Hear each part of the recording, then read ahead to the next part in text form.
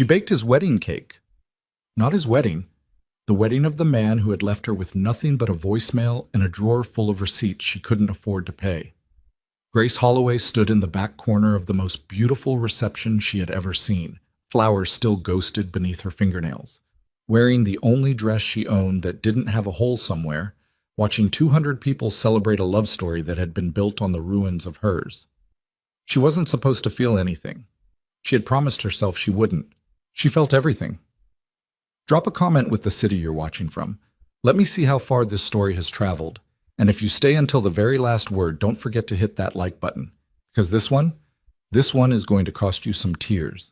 The cake had taken her 4 days. 4 days of early mornings and late nights in the back of a bakery that smelled permanently of burnt sugar and old wood, where the refrigeration unit hummed so loud it sometimes drowned out her own thoughts, which, lately, had been the only mercy the universe seemed willing to offer her. 6 tiers. French vanilla and elderflower. Hand-piped sugar flowers in blush and ivory that Grace had spent an entire Tuesday evening constructing one petal at a time, hunched over a work table under a lamp that flickered every 20 minutes like it was keeping its own kind of time. Her lower back had ached, her fingers had cramped. She had burned the first batch of the bottom tier and stood in the kitchen at midnight, staring at a ruined pan of cake, doing the math in her head about whether she could afford to start over. She could not afford to start over. She started over anyway. That was the thing about Grace Holloway that most people never bothered to notice. She always started over. Even when she shouldn't.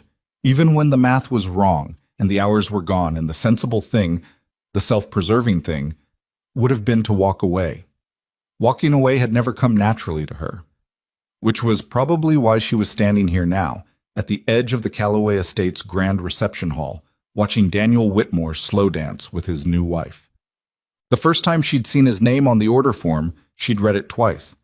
Then she'd read it a third time, slower, the way you reread a sentence you're sure can't mean what it means.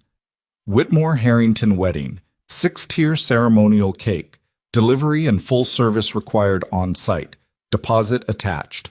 The deposit was $3,000, rendered in a cashier's check that Patrice, Grace's employer, and the closest thing she had to a boss without being anything like a boss, had already deposited into the bakery's account before Grace even came in that morning.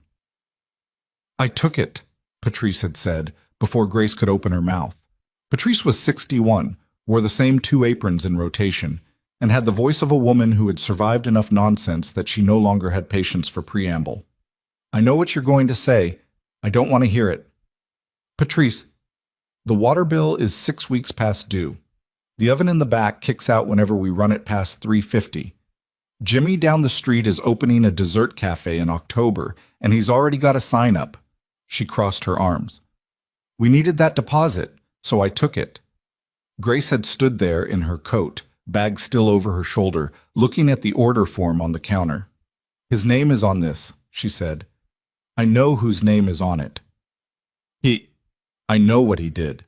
Patrice's voice went quieter, which somehow made it harder to argue with. "I also know that this bakery has been my whole life for 32 years, and I am not closing it because you had a bad boyfriend, baby. I'm sorry. I am, but that's where we are." Grace had picked up the form, looked at it for a long moment, set it back down. "Fine," she said. That was the whole conversation. Dante. She hadn't told anyone what the job actually meant. Not the part about Daniel. She'd simply gone home to her apartment, the one with the cracked bathroom tiles she'd been meaning to fix for a year and a half, and sat on her bed in her coat and looked at the opposite wall for a while. Daniel Whitmore had not been a villain. That was the most exhausting part of the whole thing. He hadn't cheated on her, hadn't lied about anything fundamental. He had simply looked at Grace one afternoon, 2.5 years into what she'd thought was a serious relationship, and said, with the kind of gentle sadness that almost felt considerate, "I think I need someone who's more put together, you know?" Put together. She'd been 27, working 60 hours a week at the bakery, sending $200 a month home to her mother in Clarksville because the rent on her mother's fixed income had gone up and someone had to cover the gap. Her apartment had secondhand furniture, and she bought her clothes at consignment shops and she ate lunch at the bakery most days because it was cheaper than going out. She was not, by most reasonable definitions, put together. But she had been happy. She had been genuinely, carefully happy. The kind of happy that doesn't make a lot of noise, but that you feel in the way you sleep, in the way Tuesday mornings don't feel like punishment, in the way you sometimes hum without meaning to while you're washing dishes. She had lost that. The Tuesday mornings had not recovered, and now she was going to spend 4 days baking his wedding cake. She had gone to the bathroom, splashed cold water on her face, looked at her own reflection for 10 solid seconds. Okay, she said to herself, and then she'd done it.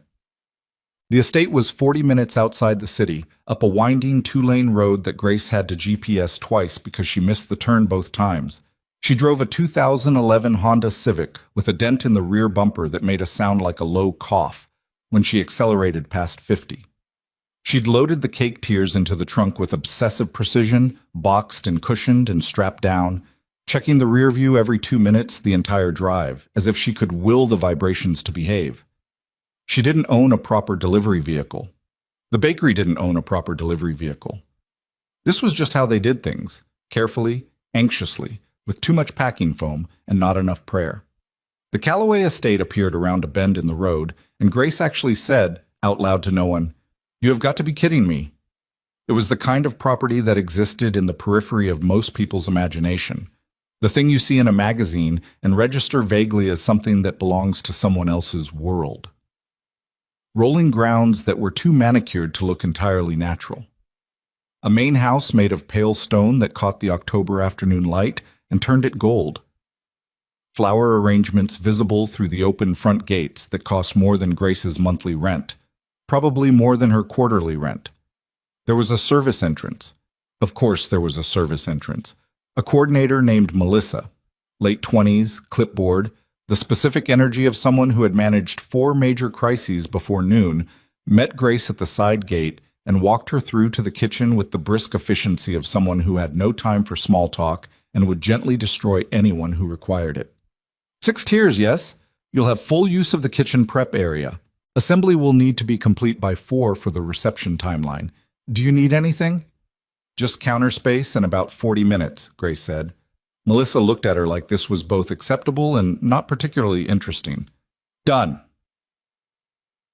The assembly took 53 minutes, not 40, because the 3rd tier had shifted slightly during transport, and Grace spent 11 minutes carefully correcting it with a small offset spatula, working with the focused patience of someone diffusing something that would absolutely blow up in her face if she rushed.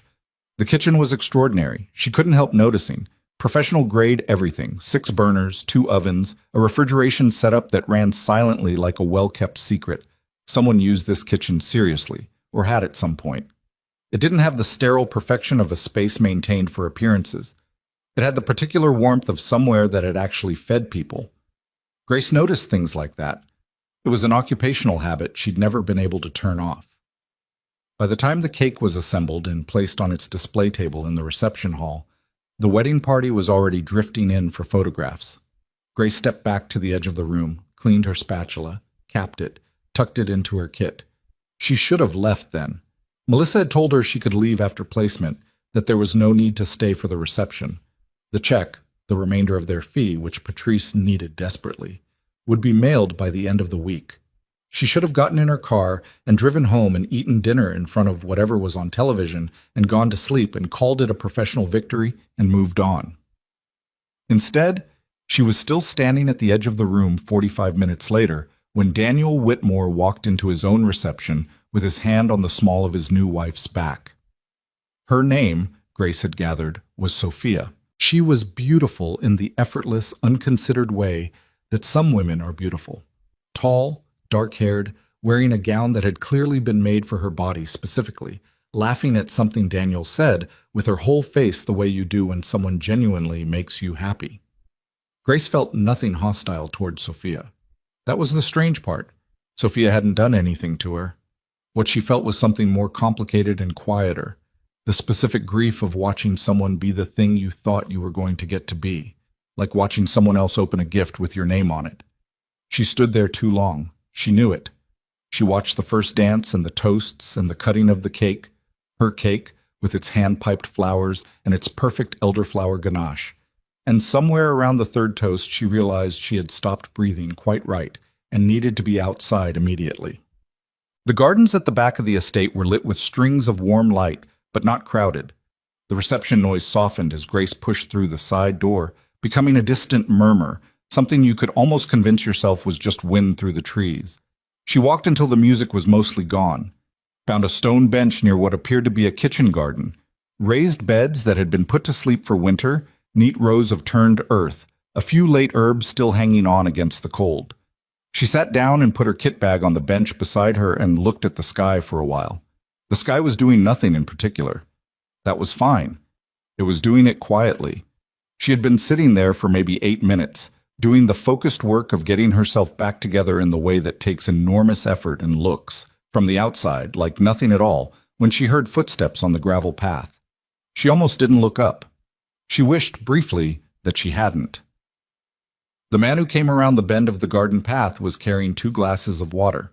He was tall, not ostentatiously, just genuinely tall in the way some people are, like they simply took up the allotted space. Dark jacket, no tie, the jacket looking like it had started the evening properly and then been lived in for several hours.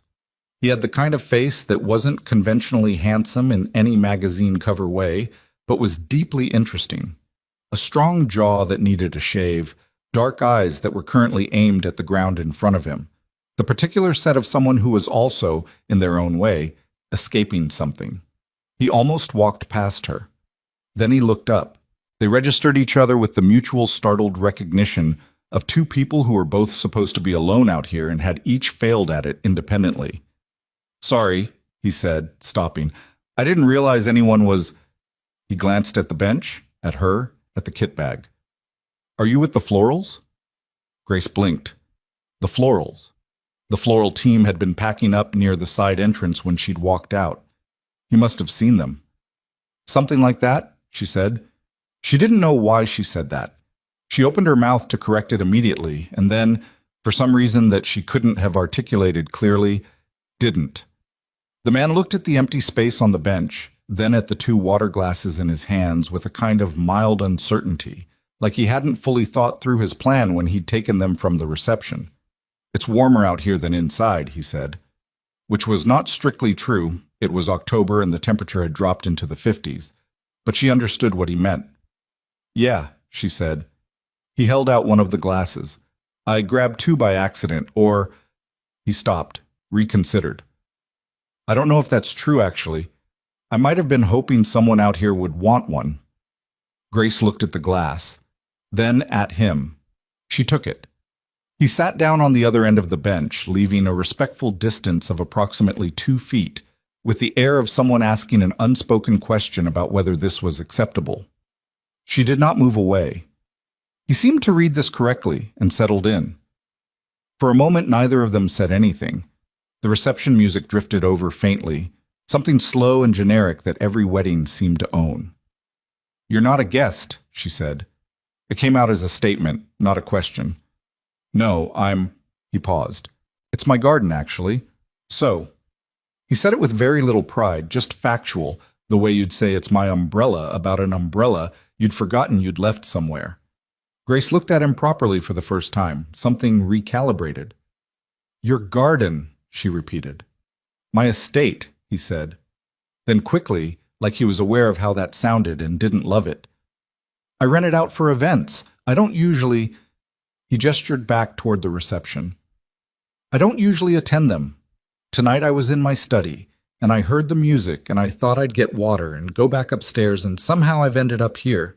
He looked at the raised beds, not entirely sure how. "The gravity of the kitchen garden," Grace said. He turned to look at her. The ghost of something appeared on his face. Not quite a smile yet, but the infrastructure for one. "The what?" "Places like this have a pull," she said. "Especially if you're—" She stopped herself because she'd been about to say if you're hiding, and she didn't know this man, and that was too much. "If you need a minute," she finished. He was quiet for a second. "Yeah," he said. "I needed a minute." "Me too." They sat with that for a while, and it was the comfortable kind of quiet. the kind that doesn't demand to be filled. "Ethan," he said, and put his hand out. She shook it. "Grace, what part of the florals are you?" She almost laughed. "The part that's taking a break." They talked for 23 minutes. She knew because she could see the edge of her watch from where her arm rested on the bench, and she was still, in some background part of her brain, aware of the timeline. When she should get back, when she should get her car, how long the drive home was. He asked where she'd trained. She said she hadn't, not formally, just years of doing it. He said that was usually how the best people learn things, and he said it without the patronizing edge that phrase sometimes carried, just matter-of-fact and genuine. She asked if he was at every event on the estate. He said no. Usually he was upstairs with his daughter. She'd wanted to come to the reception tonight because she liked the lights, and he'd brought her down for an hour before putting her to bed. "How old?" Grace asked. 7, he said. "She's been practicing flower arrangements with whatever she can find in the yard. She had opinions about the florals tonight." He paused. "Diplomatic opinions." Diplomatic like she kept them to herself, or diplomatic like she said them nicely? Diplomatic like she told the florist her roses were very brave and meant it as a criticism. Grace actually laughed at that.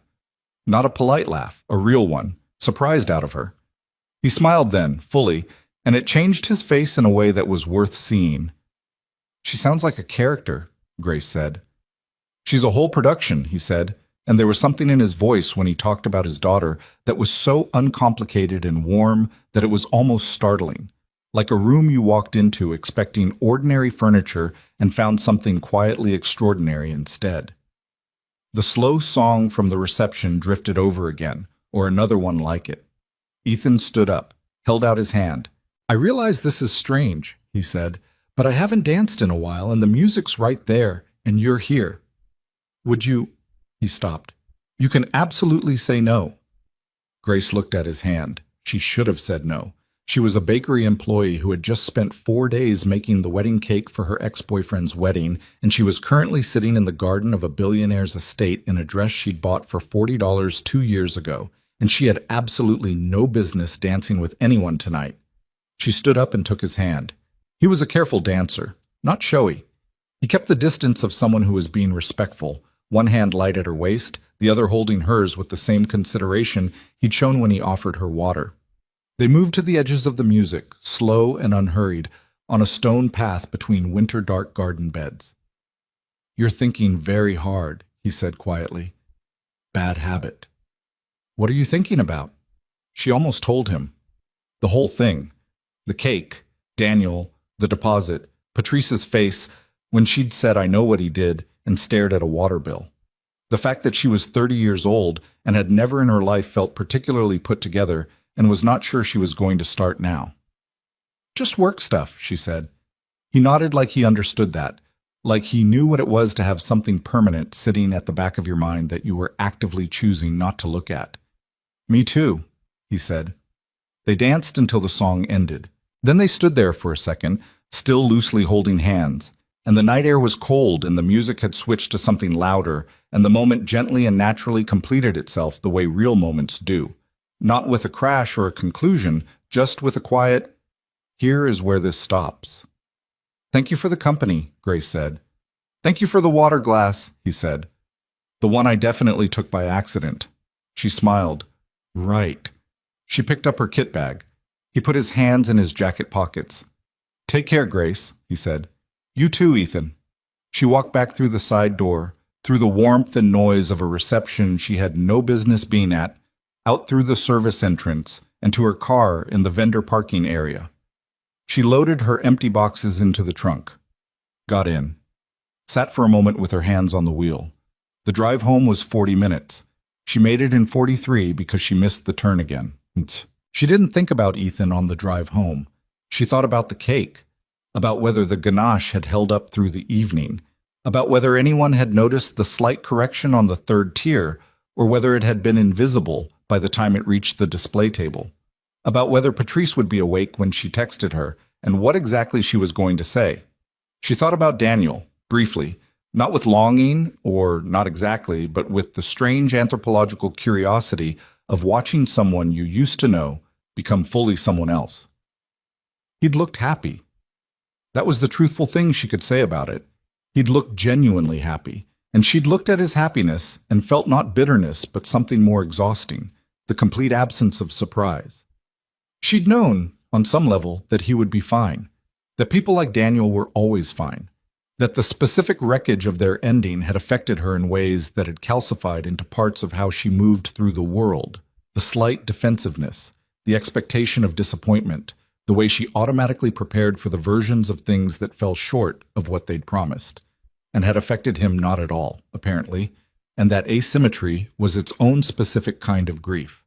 She pulled into her apartment parking lot at 11:47 p.m. Her phone had 2 texts from Patrice, the first from 3 hours ago, "How's it going?" and the second from 40 minutes ago, "I'm assuming no news is good news, call me tomorrow." Grace typed, "Cake went perfectly, checks coming this week, get some sleep." She sat in the car for another minute.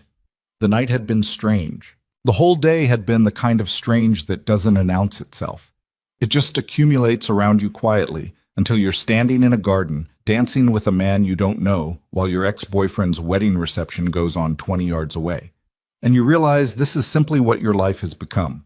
And there is nothing to do about that but get up tomorrow and start the bread dough. She got out of the car. The stairs to her apartment had a loose third step that she'd been meaning to report for 4 months. She stepped over it, as she always did, by habit and resignation. Inside, she hung up the dress, washed the flour from under her fingernails that she'd thought she'd gotten earlier and hadn't, made herself a piece of toast because she'd forgotten to eat dinner properly, and ate it standing at the kitchen counter because sitting down felt like a commitment she wasn't ready for. The apartment was quiet. The cracked bathroom tile glinted in the light when she went in to wash her face. She looked at her reflection. 30 years old, tired. Flower ghost on her left elbow that she'd somehow missed twice. The dress of a woman who was making do, and making do reasonably well, and aware of the difference between those two things. "Okay," she said to herself. Same word as always, same steady, stubborn word that she'd been saying to her own reflection for years, in various apartments and various states of exhausted and various early mornings before various difficult things. She went to bed.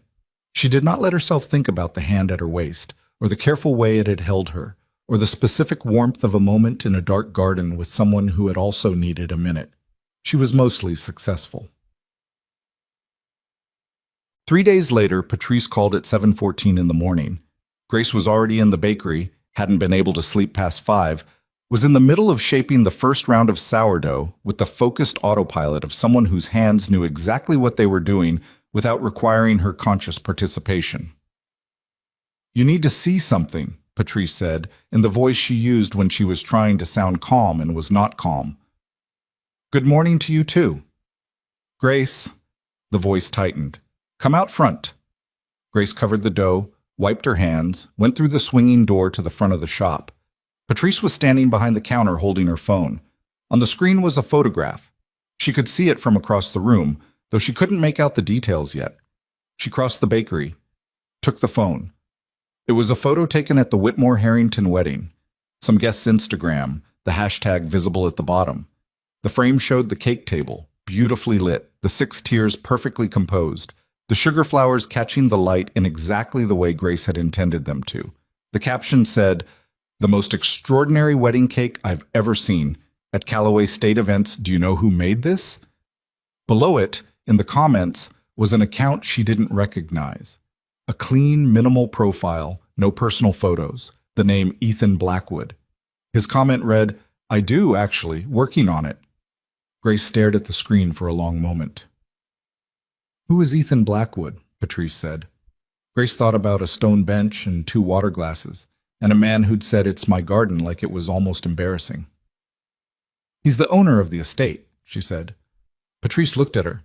"You talked to him?" "Briefly." "He knew you made the cake?" She stopped. He'd thought she was the florist. She'd never corrected him. Somehow, in the space between that conversation and now, he'd found out. "I do, actually, working on it." She handed the phone back. "What does working on it mean?" Patrice asked. "I don't know," Grace said. She went back through the swinging door and stood at the bread table and pressed her palms flat against the cool surface and breathed out slowly. Her hands were still. She was not. She picked up the dough and started shaping again. 7 minutes later, the bakery phone rang. Patrice answered it. Grace could hear her voice through the door, formal at first, then surprised, then formal again in the way that meant she was trying to be professional in the face of something she was not prepared for. The door swung open. "It's for you," Patrice said. Her voice had gone completely even, which was how Grace knew she was either very pleased or trying very hard not to be. "It's Ethan Blackwood." Grace looked at her hands, looked at the dough, looked at Patrice. "Tell him I'll call back in." "Grace," Patrice held the phone out. "Take the call." She took the call.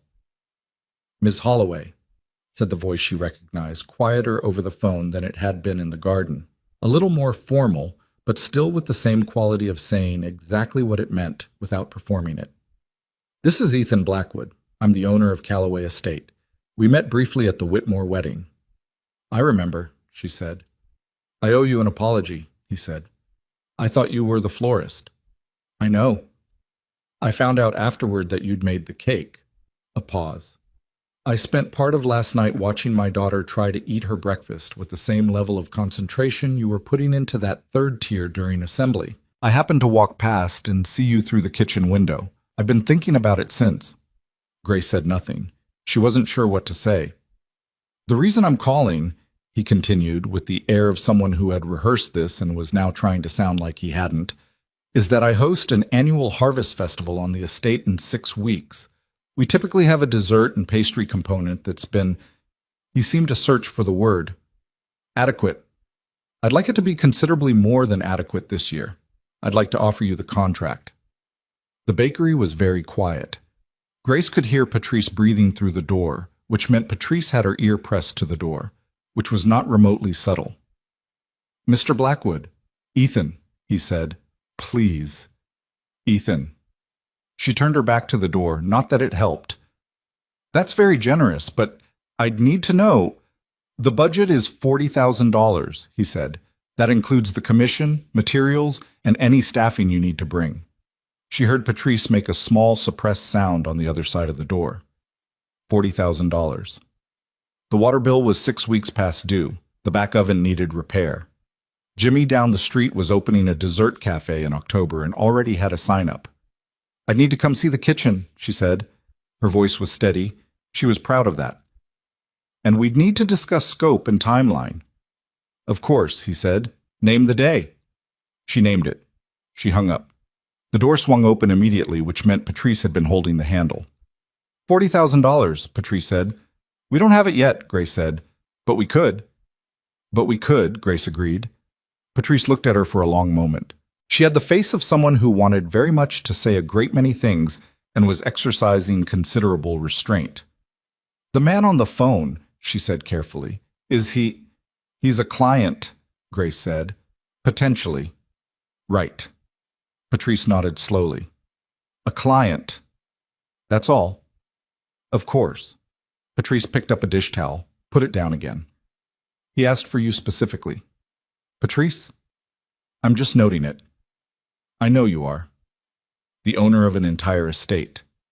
"Patrice, I'm going to go back to the bread now." She went back to the bread. Her hands were still shaping. The rhythm of it was the same as it always was. Press, turn, fold, press. And the dough was behaving exactly as dough behaved, and the bakery smelled the same as it always smelled, and outside the window the street was doing its ordinary morning things. Everything was the same. Something, almost imperceptibly, was not. She pressed her palms into the dough and felt the resistance of it. The living, breathing, stubborn resistance of something that needed time and pressure and patience before it would become what it was meant to be. She understood that. She had always understood that. She worked until the bread was done. Then she went home, changed out of her flour-covered clothes, stood in front of her small closet for longer than was probably necessary, and began thinking about what you wore to a meeting with the man whose estate you'd spent the better part of a decade's equivalent budget on dancing in when you were supposed to be leaving. She landed on the same dress. It would have to be enough. It always had been. The dress was wrong, and she knew it before she even got in the car. It was the same dress from the wedding. The $40 one, navy blue, respectable enough. And in the 3 days between Ethan's phone call and the scheduled meeting, Grace had told herself 4 separate times that it was fine, that clothes were not the point, that she was going to Callaway Estate to look at a kitchen and discuss a contract, and nothing about that required her to own something better than what she had. She told herself this while ironing the dress at 6 in the morning. She told herself this while driving 40 minutes up the same winding road, missing the same turn, adding 3 minutes to the drive in the same exact spot. She told herself this while a different person, not Melissa this time, a younger man named Cole, who had the slightly harried look of someone who was always 3 tasks behind, met her at the front entrance instead of the service gate. The front entrance. She noticed that. Cole walked her through the main hall, which was the kind of room that made you aware, immediately and without apology, of how much space money could buy. Not ostentatious exactly. The furniture was quality but not showy, the art on the walls chosen by someone with taste, rather than someone trying to demonstrate they had taste. But it was large in a way that recalibrated everything around it. Grace kept her face neutral and her pace steady and did not let herself look up at the ceiling, which was the kind of ceiling that wanted to be looked at. Ethan was already in the kitchen. That was the first thing that surprised her. She'd half expected to be led into some mahogany-paneled office and presented with a contract across a large desk, the kind of meeting that was really about establishing who was in charge. Instead, Cole pushed open the kitchen door and Ethan was standing at the center island with what appeared to be a notepad and a cold cup of coffee, wearing a dark blue sweater that had a small pull near the left cuff, reading something and frowning at it with the concentration of a man who had not yet noticed he was being watched. He looked up. Miss Holloway. He set the notepad down and the frown cleared into something more present. You found it. I missed the turn, she said honestly. Everyone does. He came around the island, hand out. Thank you for coming. She shook it. His grip was the same as in the garden, firm without performing it. Thank you for the opportunity. They looked at each other for a beat, the way people do when they've met under one set of circumstances and are now recalibrating under different ones. In the garden, in the dark, at a distance of 2 feet, and with the buffer of pretending she was someone else, he had been one version of himself. In his own kitchen, with a notepad and a cold coffee, he was more plainly who he was, which was, she noted, not different in any way that mattered, just clearer. The kitchen, he said, and turned. It was better than it had looked during the wedding assembly. In the chaos of that evening, the coordination, the timeline pressure, the emotional static she'd been managing underneath everything else, she'd registered the space as professional and leave it at that. Now she walked through it properly, opening things, checking the ovens, pulling out a drawer to look at the depth of it, running a hand along the edge of the cold marble prep surface. He watched her do this without interrupting, which she appreciated. Both ovens? She asked. Both work. The left one runs about 5 degrees hot. I've been meaning to have it calibrated. She made a note. Refrigeration? The tall unit on the right is the newest, 2 years old. The under-counter ones are older, but they've been serviced. Mixer, he pointed. Commercial KitchenAid, the kind that costs more than her car. She crossed to it, checked the bowl fit, tested the lock. Attachments. Whatever came with it. There's a box somewhere. He looked around vaguely. Cole knows where it is. She turned around and looked at the whole room with her hands on her hips and her head making calculations she couldn't have entirely articulated. This was the instinctive part of the job, the part where you stopped reading the room with your eyes and started reading it with your hands and your feet, where you understood not just what a kitchen could hold, but how it would feel to actually work in it for 12 hours straight when everything was going wrong and the 4th batch wasn't setting and someone needed an answer in 30 seconds. This kitchen would work. This kitchen would, in fact, work beautifully. Okay, she said. Okay? He seemed to be reading her tone carefully. It's a good kitchen. She turned back to him. Now tell me about the festival. What does the dessert component look like currently? What's the footfall? What are the time windows for service? And what exactly do you mean by considerably more than adequate? Something in his expression shifted. Not surprise, exactly, but the particular quality of a person who had expected one conversation and found themselves in a better one. He picked up his notepad. "Sit down," he said.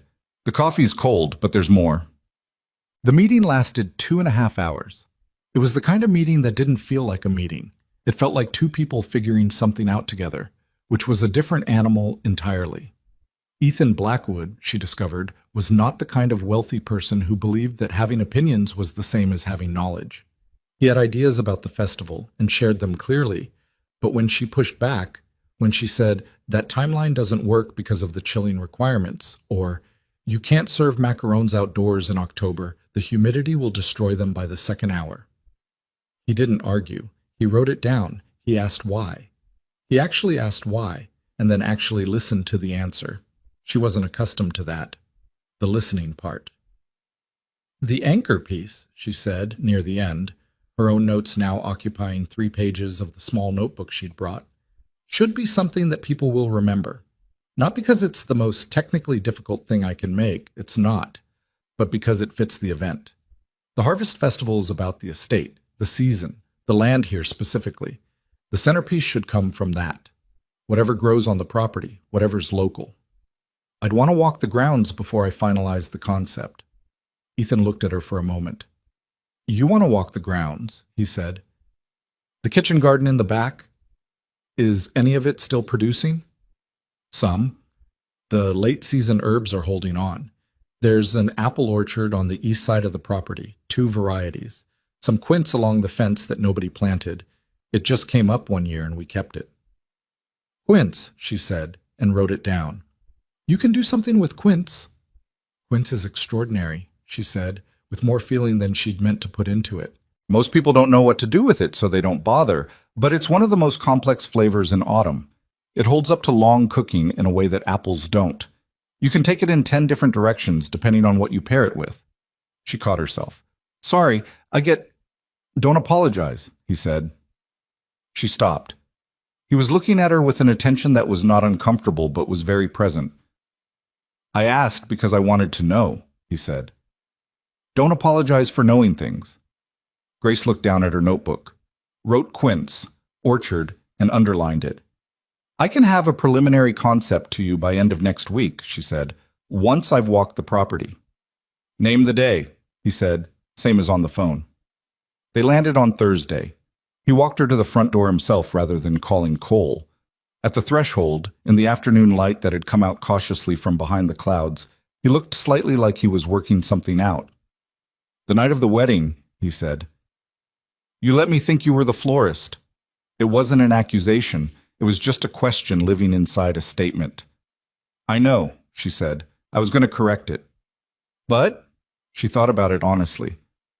"I needed a minute too," she said. "And I didn't want to be the wedding cake person in that particular minute." He looked at her for a moment. "I understand that more than you'd think," he said. She nodded, got in her car. Missed the turn again because apparently the turn was simply her problem now, a permanent feature of any visit to this estate, like a toll she paid in mild humiliation for the right of access. She drove home thinking about quince. Thursday was cold and bright, the kind of October day that commits to itself. Ethan met her at the front entrance again. This time there was a small person standing slightly behind his left leg, peering out at Grace with the frank evaluative gaze of a child who hadn't yet learned that staring was considered rude by adults, and hadn't decided to care about that anyway. She had dark eyes like her father's, dark hair pulled into a braid that had clearly started the morning tidy and was now winning its argument with the hair tie. She was wearing a puffy orange vest over a striped long-sleeve shirt and muddy boots, which suggested she had already been outside this morning and found something interesting there. "This is my daughter," Ethan said. "Lily." "Hi," Grace said. Lily looked at her with the solemn assessment of the very young. "Are you the cake person?" "I am." "Dad said you made the cake at the wedding, the one with the flowers." "That's right." Lily considered this. "The flowers were better than the real flowers," she said, with the easy certainty of someone who had not yet learned to soften her opinions for polite company. "Lily," Ethan said, in the voice of a parent who was trying. "I'm just saying what I thought," Lily said. Grace said, "The florist was very good. The flowers were beautiful." Lily looked at her steadily. "But yours were better." There was a pause.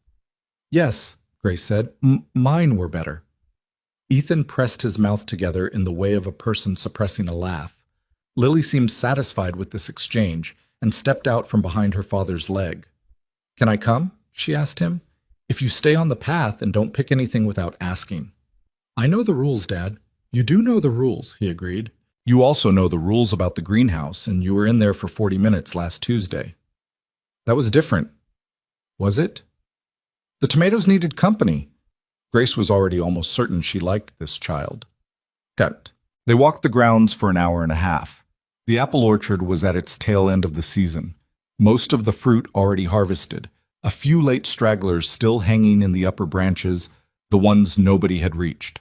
The trees were old, gnarled, in the specific beautiful way of trees that had been doing their work for decades without anyone's assistance, and the light through the half-bare branches turned everything gold and slightly unreal. Grace walked slowly between the rows with her notebook.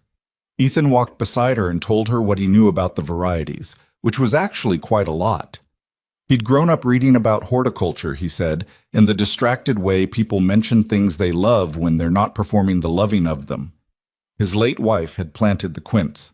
He said it simply, with no build-up, just a factual thread of the orchard's history. Grace didn't press it. "She had good instincts," she said. "She did," he said. They moved on. The quince bushes along the eastern fence were extraordinary, heavy with their knobby yellow-green fruit, aromatic even in the October cold. Grace picked one with Ethan's permission, held it to her nose, turned it in her hands.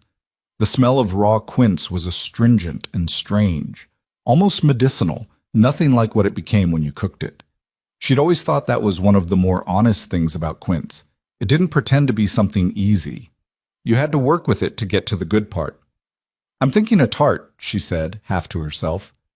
Slow-roasted quince, something with honey and cardamom, good pastry, not fussy pastry, the kind that actually flakes, and the apples.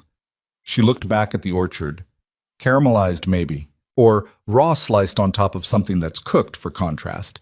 People don't expect the contrast. "They don't," Ethan said. She looked over at him. He was looking at the quince she was still turning in her hands, but his expression was somewhere else for a moment, in some other year. Lily, who had been crouching over something interesting near the fence post, stood up and came over. "What does it taste like?" she asked, looking at the quince. "Raw? Terrible," Grace said. Lily wrinkled her nose. "Then why do you want it?" "Because it becomes something different when you cook it.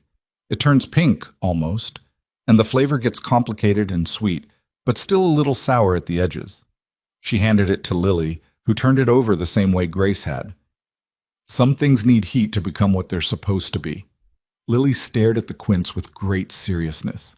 Then she handed it back and said, "Okay, I think you should put it in the tart." "Yeah?" Grace said. "Good to know." "I have good taste," Lily said. "Dad says so." "Dad's right," Grace agreed. Ethan was not suppressing a laugh this time. He just let it happen. Mom. She came back to the estate 6 more times over the following 3 weeks. It didn't start out that way. The first 2 visits were strictly the contract work, finalizing the concept, testing recipes in the kitchen, working out the quantities and the sourcing.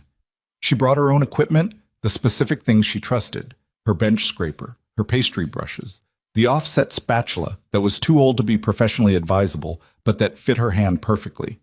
She spread out on the center island and worked for 5 or 6 hours at a stretch, and the kitchen absorbed her the way good kitchens did, without fuss, just space and reliable heat. The third visit, Ethan appeared in the kitchen doorway at noon and said, "Have you eaten anything today?" She had been going to eat the test slice of tart that was cooling on the rack. That counted.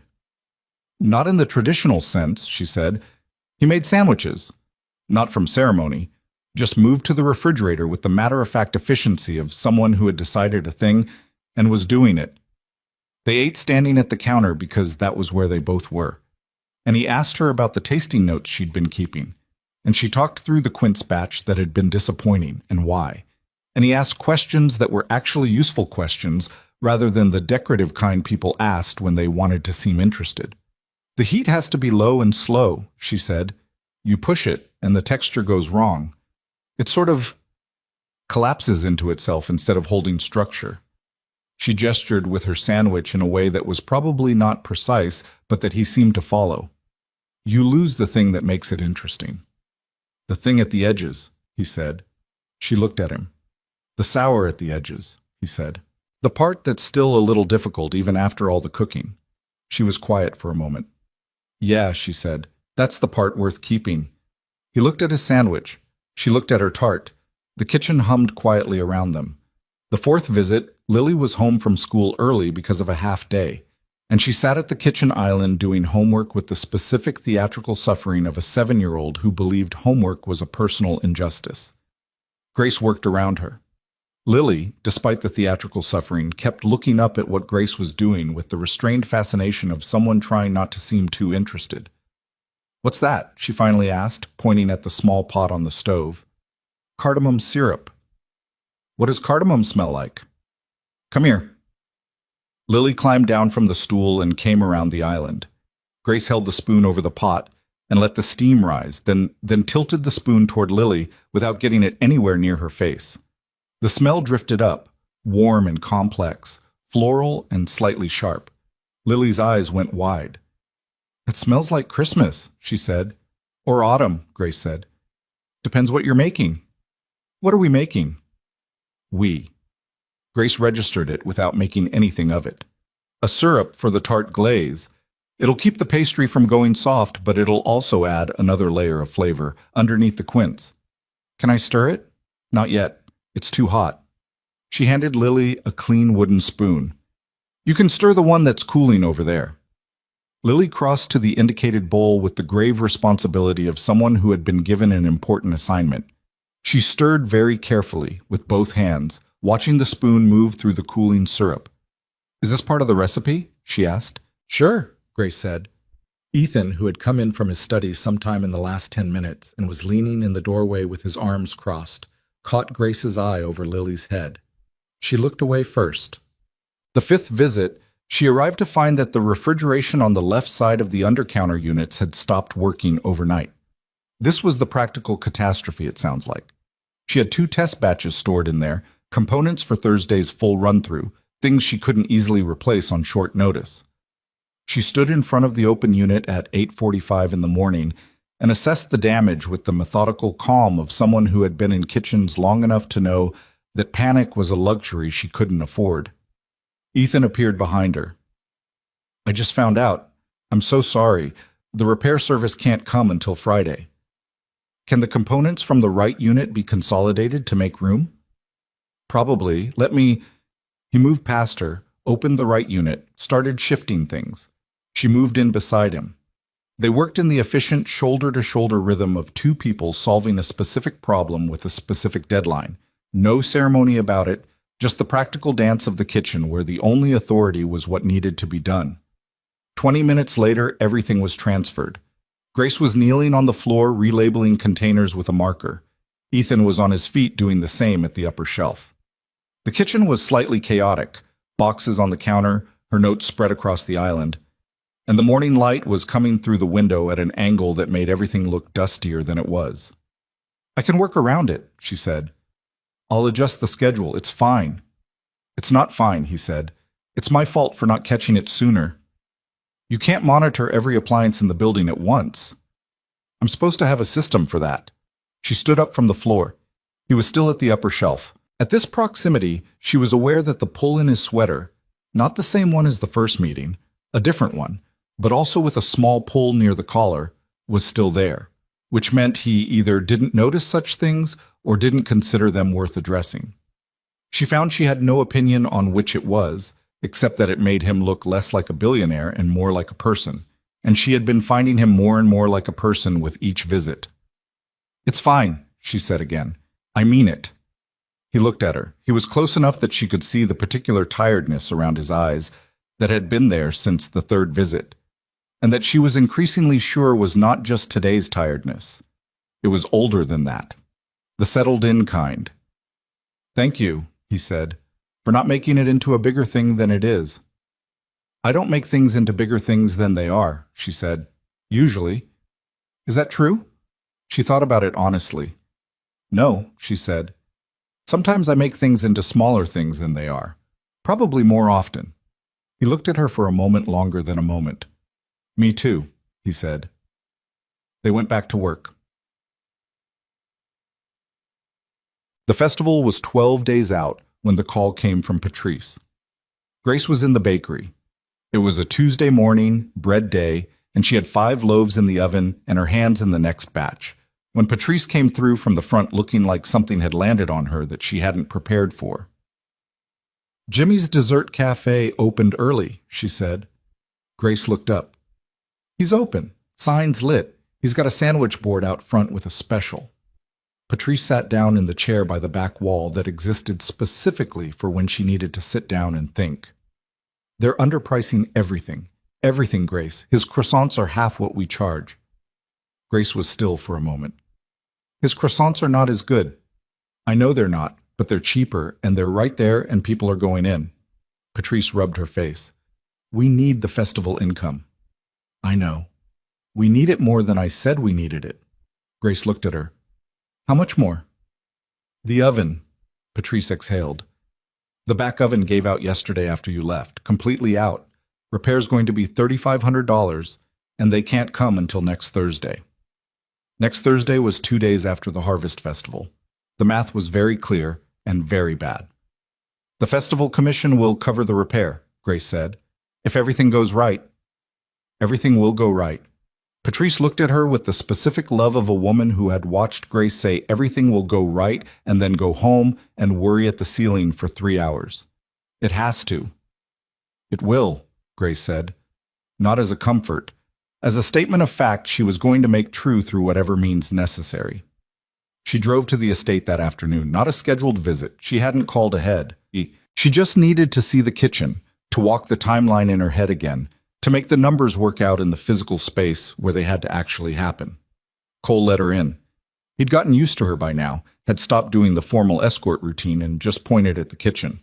She was 20 minutes into recalculating the production schedule when she heard small feet on the tile and turned to find Lily standing in the doorway, still in her school uniform, backpack on, with the expression of someone who had come to find a specific person and had found them. You're here, Lily said. I am. How was school? Okay. She dropped her backpack on the floor near the door. Not near a counter, not in the way she'd learned where things could go, and climbed onto her stool. We did fractions. And? They're annoying. They are. They become useful later. That's what my teacher says. Your teacher and I are right about this one. Lily looked at the spread of Grace's papers on the island. Are you fixing something? Trying to. Is it a kitchen problem? Timing problem. Lily picked up a pencil from somewhere. She always had a pencil, Grace had noticed, tucked somewhere on her person, and held it like she was considering the notes. What's the timing problem? Grace hesitated, but Lily was 7, not 4, and she looked at the notes with genuine attention. I have too many things to make and not enough hours to make them all, Grace said. So I'm trying to figure out which things can happen at the same time and which things have to wait. Like traffic, Lily said. Grace looked at her. Yeah, exactly like traffic. You need to find where the roads aren't full, Lily said, and use those. She said it simply, easily, the way children sometimes produce perfectly correct answers by applying logic that wasn't cluttered up by everything adults had learned to overthink. Grace looked at her schedule, looked at it again with different eyes. You're right, she said. Lily looked pleased but contained about it. Fractions might be useful, she said, but traffic I already understood. Grace laughed, a real one, the surprised kind, and started redrawing the timeline. Ethan found them there 40 minutes later. Grace at the island with her papers reorganized into something that actually worked, Lily on her stool pretending to do homework, but primarily watching Grace's hands. He stood in the doorway for a moment without saying anything. Then he said, Should I make sandwiches? Yes, Grace said, without looking up. Peanut butter, Lily said. I know what you want. I'm just making sure you know. He came into the kitchen, and the three of them occupied the space with the easy, uncrowded comfort of people who had, without deciding to, gotten used to each other. Lily worked on fractions. Grace worked on the schedule. Ethan made sandwiches and didn't ask what the problem was or whether he could help with it, just made himself useful in the background in the particular way of someone who understood that help didn't always mean inserting yourself. When the sandwiches were done, he slid one to Grace's side of the island. She ate half of it while still writing. He watched her do this with an expression she caught in her peripheral vision, but didn't look at directly because she wasn't sure she wanted to know what it was. They ate. The kitchen held them. I think I have it, Grace said eventually, tapping the end of her pen against the reorganized schedule. The traffic? Lily asked. The traffic, Grace said. Lily held up her hand in the unselfconscious way of children who hadn't decided high fives were uncool yet. Grace high-fived her. Ethan watched this and said nothing, and the expression she hadn't looked at directly was still there, and it was not complicated once she finally glanced at it. It was simply a man watching two people he cared about in a kitchen that had been too quiet for too long, and feeling the particular weight of something he hadn't let himself name yet. Grace filed it away carefully. Not for use. Just because it was true, and true things deserve to be kept somewhere. 3 days before the festival, everything went sideways. It started with a phone call at 6 a.m. from the catering coordinator, a different one, not Melissa, someone who'd been brought in specifically for the festival, informing Grace that the refrigerated transport unit that was supposed to deliver the pre-made components to the estate had been involved in a minor accident overnight and was out of commission. The components were fine, undamaged. The unit was not. And the backup unit the company was offering had a temperature issue that made it inappropriate for pastry transport. Everything Grace had already made. Everything she'd sent to the commercial cold storage 2 days before to free up the estate kitchen for the final push. She sat in the bakery at 6:07 in the morning and looked at the problem. Then she called Ethan. He answered on the second ring, which meant he was already awake, which meant she was not the first crisis of his morning. I heard, he said. Coordinator called me too. Okay? She was already pulling up her notes. Here's what I can remake. Here's what I can't. And here's what I can replace with something simpler that serves the same function on the menu. She walked him through it. He listened without interrupting, which she appreciated, and when she was done, he said, What do you need? Your kitchen. Mine's too small and the back oven is still down. You have it. What else? Time. 40 hours, give or take. I can do it. I'll work through the night if I have to, but I need to start today. A pause. I'll help. She almost laughed. Ethan, I know I'm not a baker, he said, and his voice was completely level. I know I'll be in the way if I try to do anything technical, but I can carry things and wash dishes and make sure you eat something and keep Lily out of the kitchen when she needs to be out of the kitchen. Another pause. Let me help. She looked at the wall of the bakery, at the fluorescent light that flickered, at the handwritten menu board Patrice had updated 3 days ago in her neat, permanent cursive. 6 o'clock tonight, she said. Bring comfortable shoes. He was there at 5:47. He had, in fact, brought comfortable shoes, worn-in boots, dark jeans, a flannel over a plain shirt, and the look of someone who had cleared the next 40 hours from whatever a billionaire's schedule contained and intended to be present for all of them. He had also, Grace noticed, put a portable speaker on the counter without asking about it, which she found she didn't mind. The first 3 hours were technical and focused. Grace did not have space in her head for conversation. She was running 2 timelines simultaneously, the oven schedule mapped in her brain like a circuit diagram, her hands moving through tasks in a sequence that didn't allow for interruption. She gave Ethan instructions and he followed them without editorial comment. Wash that bowl, pass me the cold butter, don't touch that tray yet. It's still setting, yes, that container, move it to the left shelf. He did every task exactly as she said and asked for clarification when he wasn't sure and never assumed. Around 9 o'clock, when the first major push had moved through and the kitchen was in the steady rhythm of things being monitored rather than actively worked, she leaned against the counter and drank water and looked at the spread of what they'd accomplished. You're a good kitchen assistant, she said. He was washing a bowl. I follow instructions. Most people don't, actually. They think they know better. He glanced over his shoulder. Do you get that a lot? Every catering event I've ever done, someone always knows better about something. Did you ever just let them find out they didn't? Once, she said. The fondant situation of 2021, which I am not describing. He turned back to the bowl with a sound that might have been a laugh. Fair enough. Lily appeared at the kitchen doorway at 9:30, in pajamas, with the careful nonchalance of someone who had not been sneaking down the hall. I woke up, she said. I know, Ethan said without turning around. I was just checking on the progress. From bed. From the hall, Grace said without looking up from the pastry she was working on. The quince tarts are going in the oven in about 15 minutes, if you want to smell them before you go back to sleep. There was a pause. I can wait 15 minutes, Lily said. You can sit on the stool, Grace said. Don't touch anything. Lily sat on her stool with the contained dignity of someone who had won a small but meaningful negotiation. The tarts went in at 9:47. At 10:02, the smell of roasting quince and cardamom and good butter pastry moved through the kitchen with the particular warmth of something that had been worth the effort, and Lily closed her eyes and breathed it in. Christmas and autumn, she said quietly. Yeah, Grace said. Ethan was standing at the sink.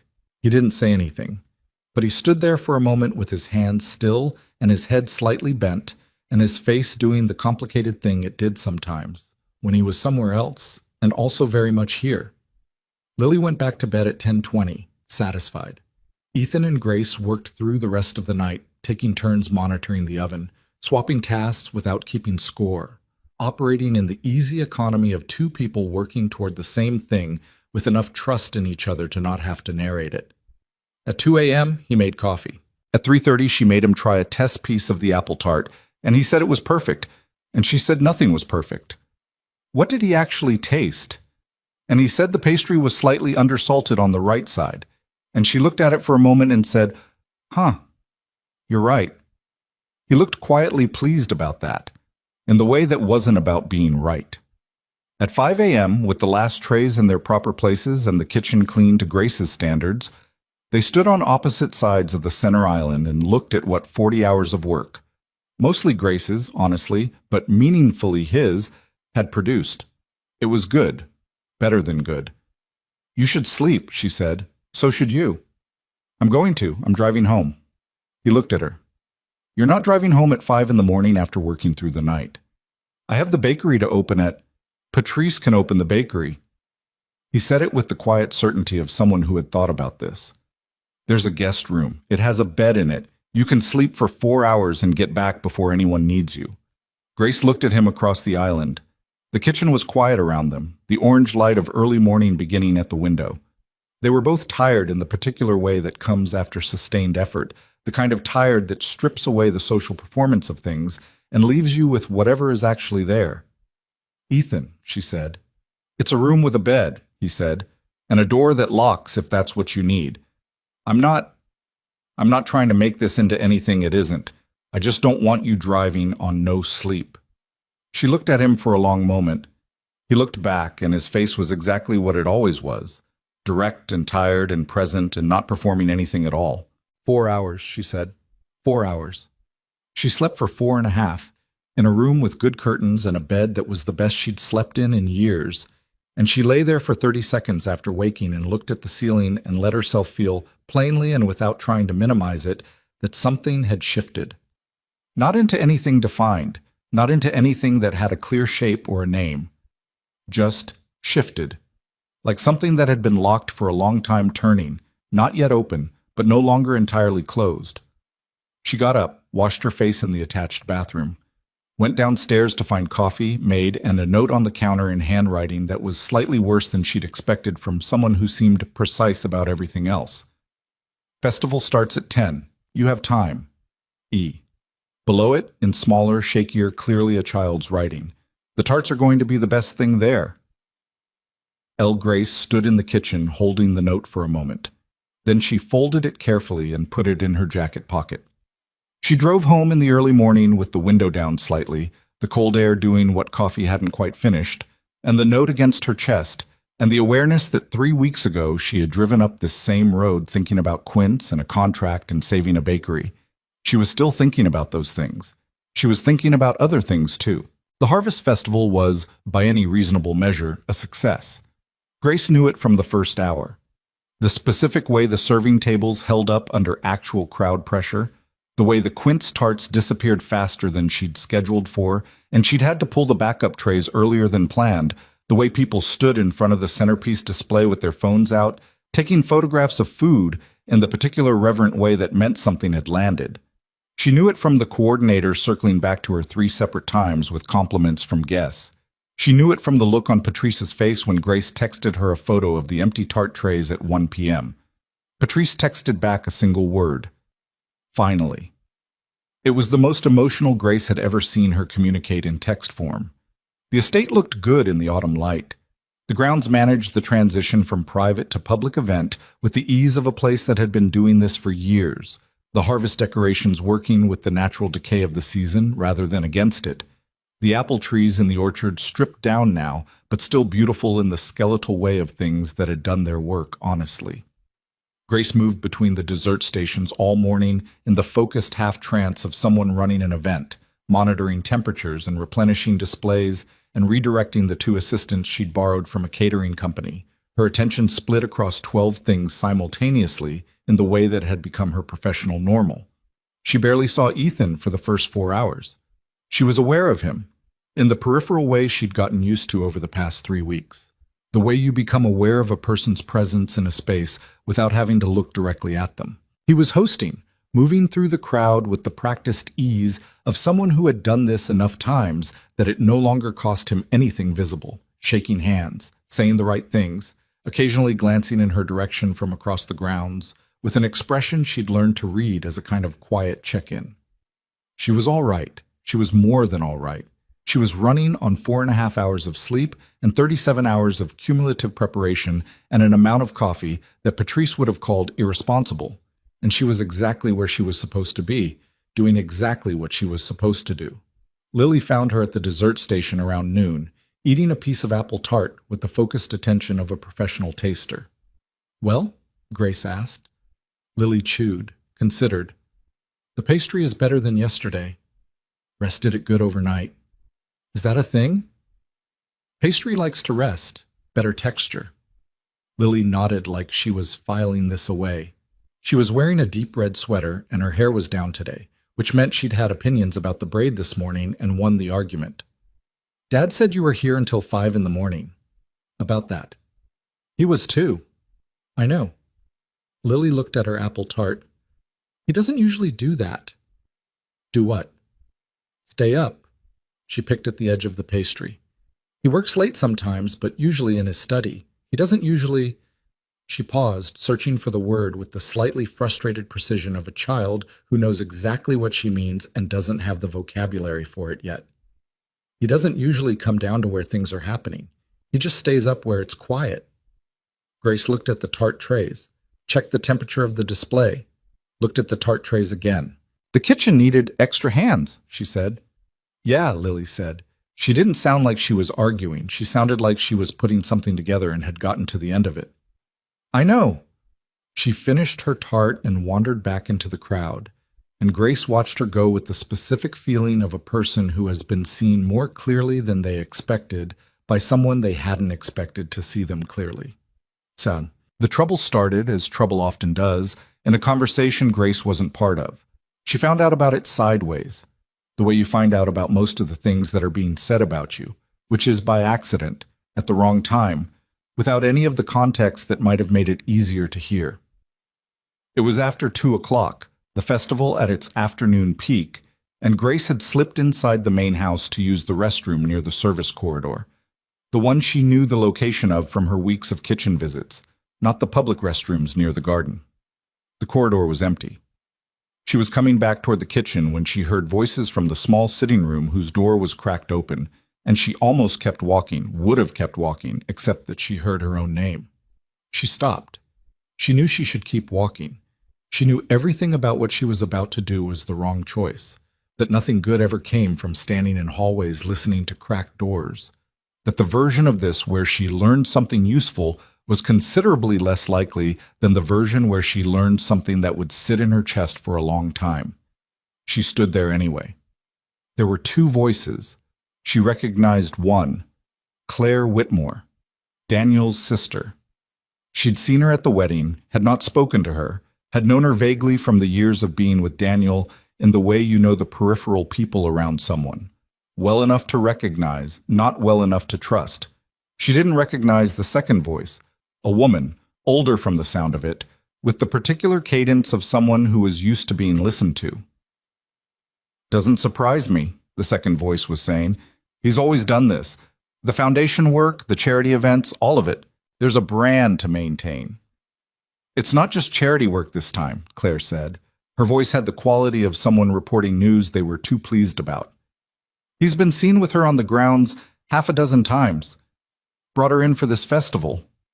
The baker." "The baker." A pause that had something unpleasant in it. "She works at that little bakery on Clement Street, the one that's been on the verge of closing for 2 years. Patrice something. Ethan gave her this massive contract. Of course he did. And now she's here running the whole dessert operation, and apparently Lily is completely taken with her, and he's been spending his evenings in the kitchen." "Because it makes him look accessible," the second voice said. It was smooth, certain, the voice of someone who had made up their mind about something years ago and was done being talked out of it. "It's very good optics. Billionaire mentors struggling local businesswoman, gives her a platform, she's grateful. He looks generous. It works." "You think that's all it is?" "What else would it be?" A short pause. "Look at where she comes from. Look at where he comes from. That doesn't happen, Claire. Not really. Not outside of stories people tell themselves. She doesn't seem like... she's not stupid. She seems like she knows exactly what she's doing." "I'm sure she does," the second voice said. "I'm sure she's very competent. That doesn't mean she has any idea what she's actually part of." The conversation shifted to something else. Grace had already stopped listening. She walked back down the corridor to the kitchen. She stood at the center island with both hands flat on the cool surface and breathed out slowly and looked at the wall. The thing about old wounds, the specific thing that made them different from fresh ones, was the way they made you fluent in a particular kind of pain. You didn't have to learn it again from scratch. You recognized it immediately, the weight and the shape of it, the way it moved through you. And because you recognized it, it was faster. It didn't have to work its way in. It already knew the door, because it makes him look accessible. It's very good optics. She thought about the phone call 3 days after the wedding, the way he'd said, "I found out afterward that you made the cake." The Instagram comment. "I do, actually, working on it." The commission that had saved the bakery from the water bill and the broken oven and Jimmy's competing croissants. The fact that he had specifically, personally sought out a struggling baker from a bakery on the verge of closing and handed her a contract that solved most of her immediate problems. She thought about his daughter and how quickly Lily had attached herself to Grace, and how useful that attachment was if what you were building was an image of warmth and community and connection to the working world outside your estate gates. She thought about the hand on her waist in the garden, which she had filed away carefully, and took it back out now and looked at it differently. She was good at this, she realized, at taking the things she'd started to believe and dismantling them with the efficient patience of someone who had been wrong before and knew the cost of it. Daniel had said, "I need someone more put together." He had been explaining that she didn't fit, that she was insufficient in the ways that counted for his life, which was built on surfaces and presentation and the correct amount of polish. Ethan Blackwood needed evidently the opposite. He needed the absence of polish, the struggling bakery, the visible need. It made him look generous and real and connected, and she had walked right into it with her flour-dusted hands and her $40 dress and her notebook full of quince notes, and she had felt, for the first time in years, like the right amount of herself in the right place, which was the most expensive kind of wrong you could be. She pushed off the counter, went back to her dessert stations, served the afternoon crowd with the professional calm she had always been capable of, regardless of what was happening underneath it. She smiled at guests who complimented the food. She answered the coordinator's questions. She replenished the apple tart trays and managed the last 2 hours of the festival without anything visible going wrong. When Ethan found her near the end of the afternoon, the crowd thinning, the golden October light going sideways through the trees, she was packing up the last of her equipment. It was extraordinary, he said. He meant it. She could always tell when he meant something. The tart alone is going to be talked about for months. Good, she said. Her voice was level. She kept her hands busy with the packaging. He paused. She could feel him reading the air. You okay? He said. Tired, she said. Long 2 days. Right. Another pause. There's dinner, if you want to stay. Cole is setting up inside. Nothing formal, just the staff and a few people. She looked up at him. He looked exactly the same as he always did, which was part of the problem. Direct and tired and present, the flannel from the night kitchen replaced by a proper jacket for the event, but still with that quality of saying exactly what he meant rather than what he was supposed to say. Or that was what she'd thought. I should get back, she said. The bakery's open tomorrow and I need to be functional. Of course. He accepted it without pushing. Another thing she had catalogued as a virtue and was now looking at from a different angle. The remainder of your fee will be transferred Monday. She nodded. Thank you. She finished packing. He helped, the same way he'd helped with the dishes and the boxes and everything else over the past weeks. Without ceremony, just usefully present. She didn't say anything about the hallway conversation. She didn't say anything about optics or brand maintenance or what made a billionaire look accessible. She said, take care, Ethan. Same words as in the garden, 6 weeks ago, different weight. He was looking at her when she said it, and something in his face shifted. Not all the way into anything specific, but moved. Like he'd noticed the distance and didn't know what it was yet. She didn't explain it. She got in her car, missed the turn, drove home. But the following 2 weeks had the particular texture of things returning to normal in ways that were mostly fine and occasionally not. The bakery was still there. The oven was repaired on Thursday, as scheduled, and Patrice stood in front of it for a full minute after the repair crew left with the expression of someone who had received very good news and was letting it settle. The water bill was paid. Jimmy's dessert cafe was still undercutting them on croissants, but the festival had generated enough social media coverage.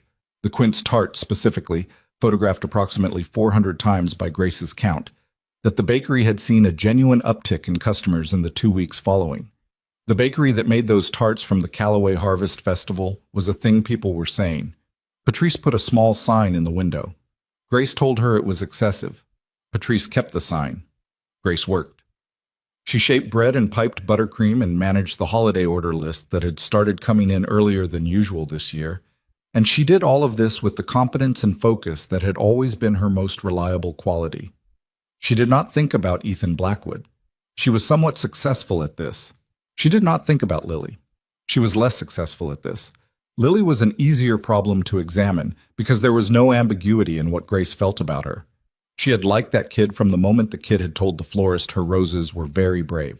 The attachment had been easy and uncomplicated, and it had simply happened, the way some things did, not because Grace had gone looking for it, but because Lily had walked into the kitchen and sat on her stool and stirred the cooling syrup and been exactly who she was, which was a small, sharp, completely unsentimental person who gave her affection in the way she gave her opinions. Directly, without performance, take it or leave it. Grace had taken it. She missed it now in the low-grade way you miss things that turned out to matter more than you'd realized while they were happening. But the thing about the voice in the hallway, the smooth, certain voice saying what else would it be, was that it didn't just apply to Ethan. It applied to everything. It made Grace look at Lily's attachment and wonder if that too was something Ethan had cultivated, consciously or not. A daughter who bonded quickly with the woman he'd brought into the house. A child who was easy to love, who made the picture complete. She knew, in the rational part of herself, that this was unfair to Lily. That Lily was 7 years old and incapable of being anyone's strategic asset. But the voice in the hallway had gotten into the part of her that wasn't rational, which was the part that had always been the most vulnerable. The part that had believed Daniel's "I need someone more put together" was a reflection of his shortcomings when it was actually just true. The part that had decided somewhere along the line that her own judgment about who to trust was not reliable. She was 30 years old, and she did not entirely trust herself. That was the plain fact of it. She'd been wrong before about big things, and wrong in ways that had cost her, and the debt of those mistakes had shaped her into someone who kept a slight distance between herself and the things she wanted most, because the closer you got, the more it cost when it turned out you'd been wrong again. Chad. She was in the middle of a complicated custom order, a 6-layer birthday cake with a specific filling situation that required her full attention. When the door to the bakery opened and a woman she didn't recognize came in. The woman was in her mid-40s, polished in the specific way of someone who had been at an expensive wedding recently, because she had, Grace realized, she'd seen her at the Whitmore reception, in the third row with a glass of champagne and an expression of enjoying herself thoroughly. She was not Claire Whitmore. She was someone from that world, which immediately made Grace's internal temperature drop a couple of degrees. "Are you Grace Holloway?" the woman asked. "I am," Grace said. Her hands kept working because the filling didn't wait. "I'm Diane Ashworth. I'm on the board of the Blackwood Foundation." She said it with the tone of someone who expected the name to land. "I was at the Harvest Festival. I remember seeing you at the Whitmore wedding," Grace said, because she remembered exactly who had been where. Diane Ashworth smiled, a quick assessing thing. "Sharp. Good." She looked around the bakery with the careful neutrality of someone trying not to show what they thought about a small place. "I'll be brief, because I can see you're working. I wanted to compliment you on the festival desserts. They were genuinely outstanding." "Thank you." "Ethan clearly has an eye for finding hidden talent." She said it warmly, pleasantly. "He does this periodically. The foundation is really quite remarkable in the way it identifies people who just need a platform." Grace stopped working. She set down the spatula. She turned to look at Diane Ashworth fully, in the way that she didn't usually look at people, without the deflection, without the polite slide away. "The foundation," she said. "The Blackwood Foundation, yes. It's Ethan's primary philanthropic vehicle. He's very committed to supporting—" Diane's voice stayed warm, pleasant, entirely unsuspecting of what she was walking into. "Small local businesses, emerging talent, community initiatives. Your bakery fits the profile quite well. The Harvest Festival contract was exactly the sort of thing the foundation was designed to enable." The bakery was very quiet. Patrice had gone to the bank. The one counter assistant, a part-time college student named Wren, was on her break. It was just Grace and Diane Ashworth, and the unfinished birthday cake, and the fluorescent light that still flickered every 20 minutes. "The contract," Grace said, "was for event services." "Of course it was. And I'm sure you delivered them beautifully." Diane smiled again. "I just wanted you to know that the foundation work Ethan does is something he's deeply proud of. You're not the only beneficiary. There are dozens of small businesses he's helped over the years. It's a real legacy." Grace looked at her for a long moment. She thought about 40 hours in a kitchen. She thought about 2 water glasses and a stone bench. She thought about a note in handwriting that was slightly worse than expected. "You have time." And below it, in smaller, shakier letters, "The tarts are going to be the best thing there." She thought about the voice in the hallway. What else would it be? And here, in the plain daylight of her own bakery, with a woman she'd never met being entirely pleasant about it, was the answer, spelled out simply: a foundation. A profile she fit. Dozens of small businesses over the years. She was not special. She was a beneficiary. She was a line item in a philanthropic legacy that Ethan Blackwood was deeply proud of. She picked up her spatula. "Thank you for stopping in," she said. Her voice was completely even. She was proud of that. "Of course." Diane Ashworth moved toward the door, then paused. "He's a good man, you know. He genuinely cares about this work." "I'm sure he does," Grace said. The door closed. Grace stared at the birthday cake. Her hands had stopped moving. That was the thing she noticed.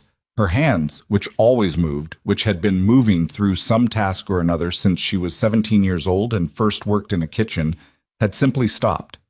She put the spatula down on the counter, went through the swinging door to the back, stood by the bread table, put her hands flat on the cool surface the way she had in Ethan's kitchen when things were wrong and she needed a minute to sort herself out. She had been, she thought, very carefully.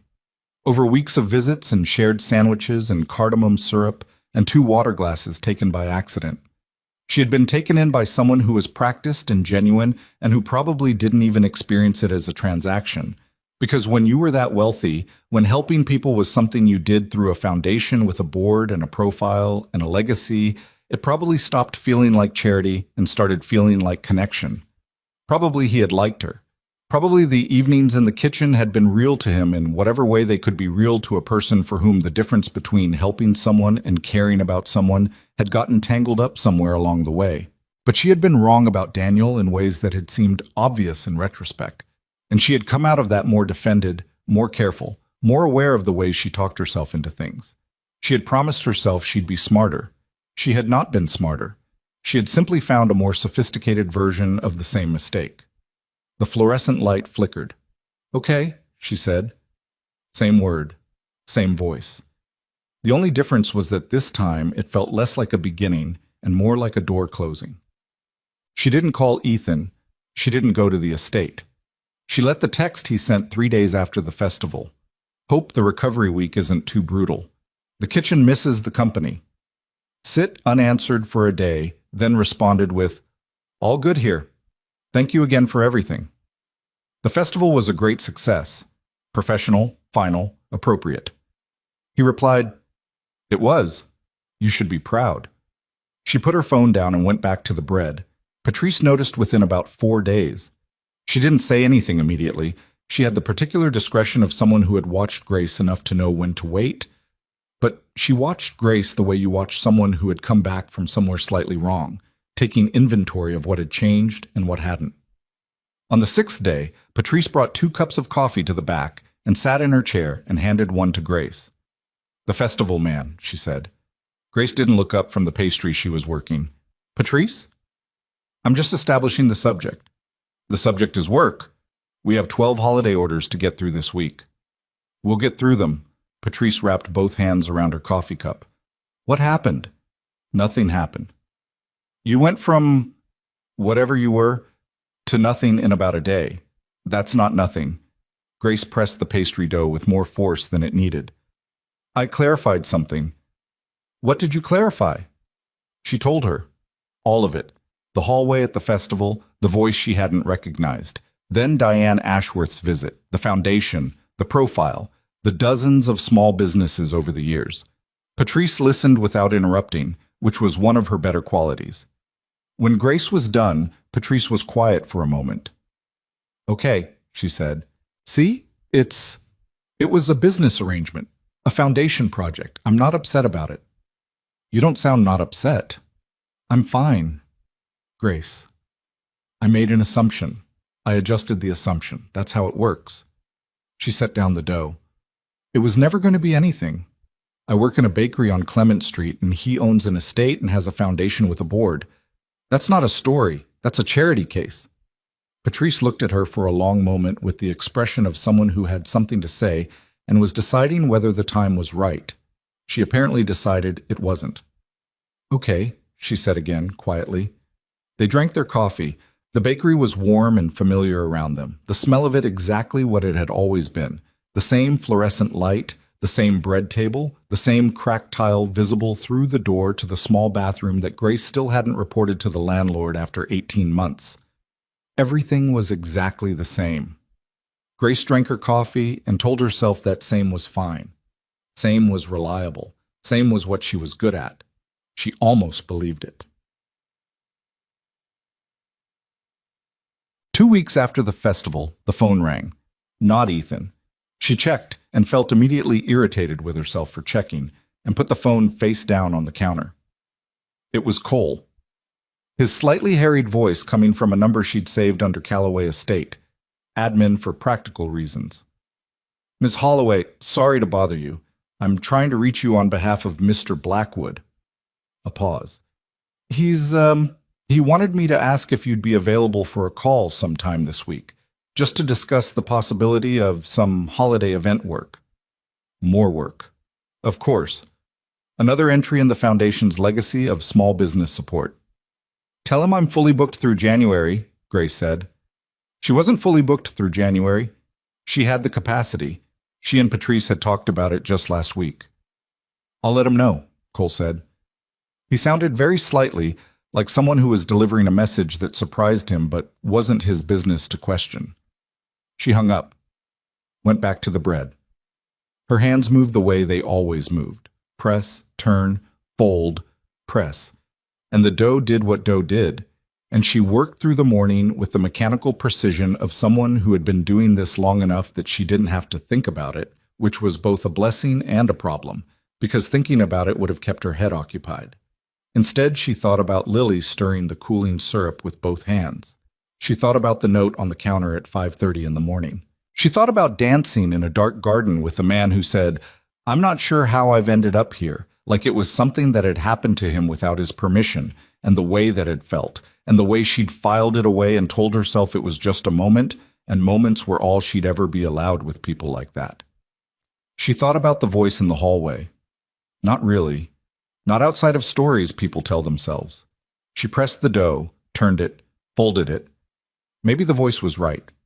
Maybe what she was doing now, the distance, the professional close, the unanswered messages, was the correct move, the self-protective move, the move of a woman who had learned her lesson and was applying it. Or maybe, and this was the thought she kept finding at the end of the others, the one she kept having to put back, maybe she had taken something true and something false and mixed them up so thoroughly that she couldn't tell them apart anymore, and was protecting herself from both in the same motion. She didn't know. That was the honest answer. She did not know. What she knew was bread. The resistance of it, the way it pushed back and then gave, the way it needed time and heat and the right conditions before it became what it was supposed to be. She worked through the morning. She did not call back. She did not go to the estate. She was not, she told herself, hiding.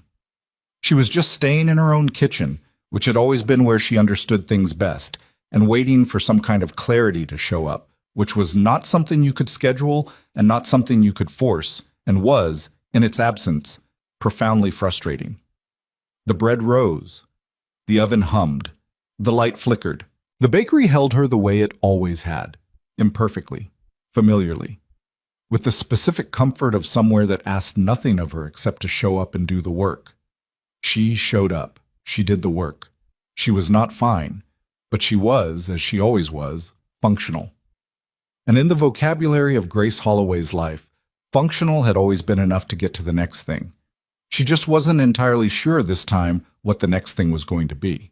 The thing about grief, real grief, the kind that doesn't announce itself dramatically, but just settles into the architecture of your daily life, was that it looked a lot like ordinary Tuesday mornings. Ethan Blackwood had gotten very good at ordinary Tuesday mornings. He was up at 5:45, same as always, made coffee, checked the overnight emails, reviewed the estate's weekly schedule with the same methodical efficiency he brought to everything that required managing rather than feeling.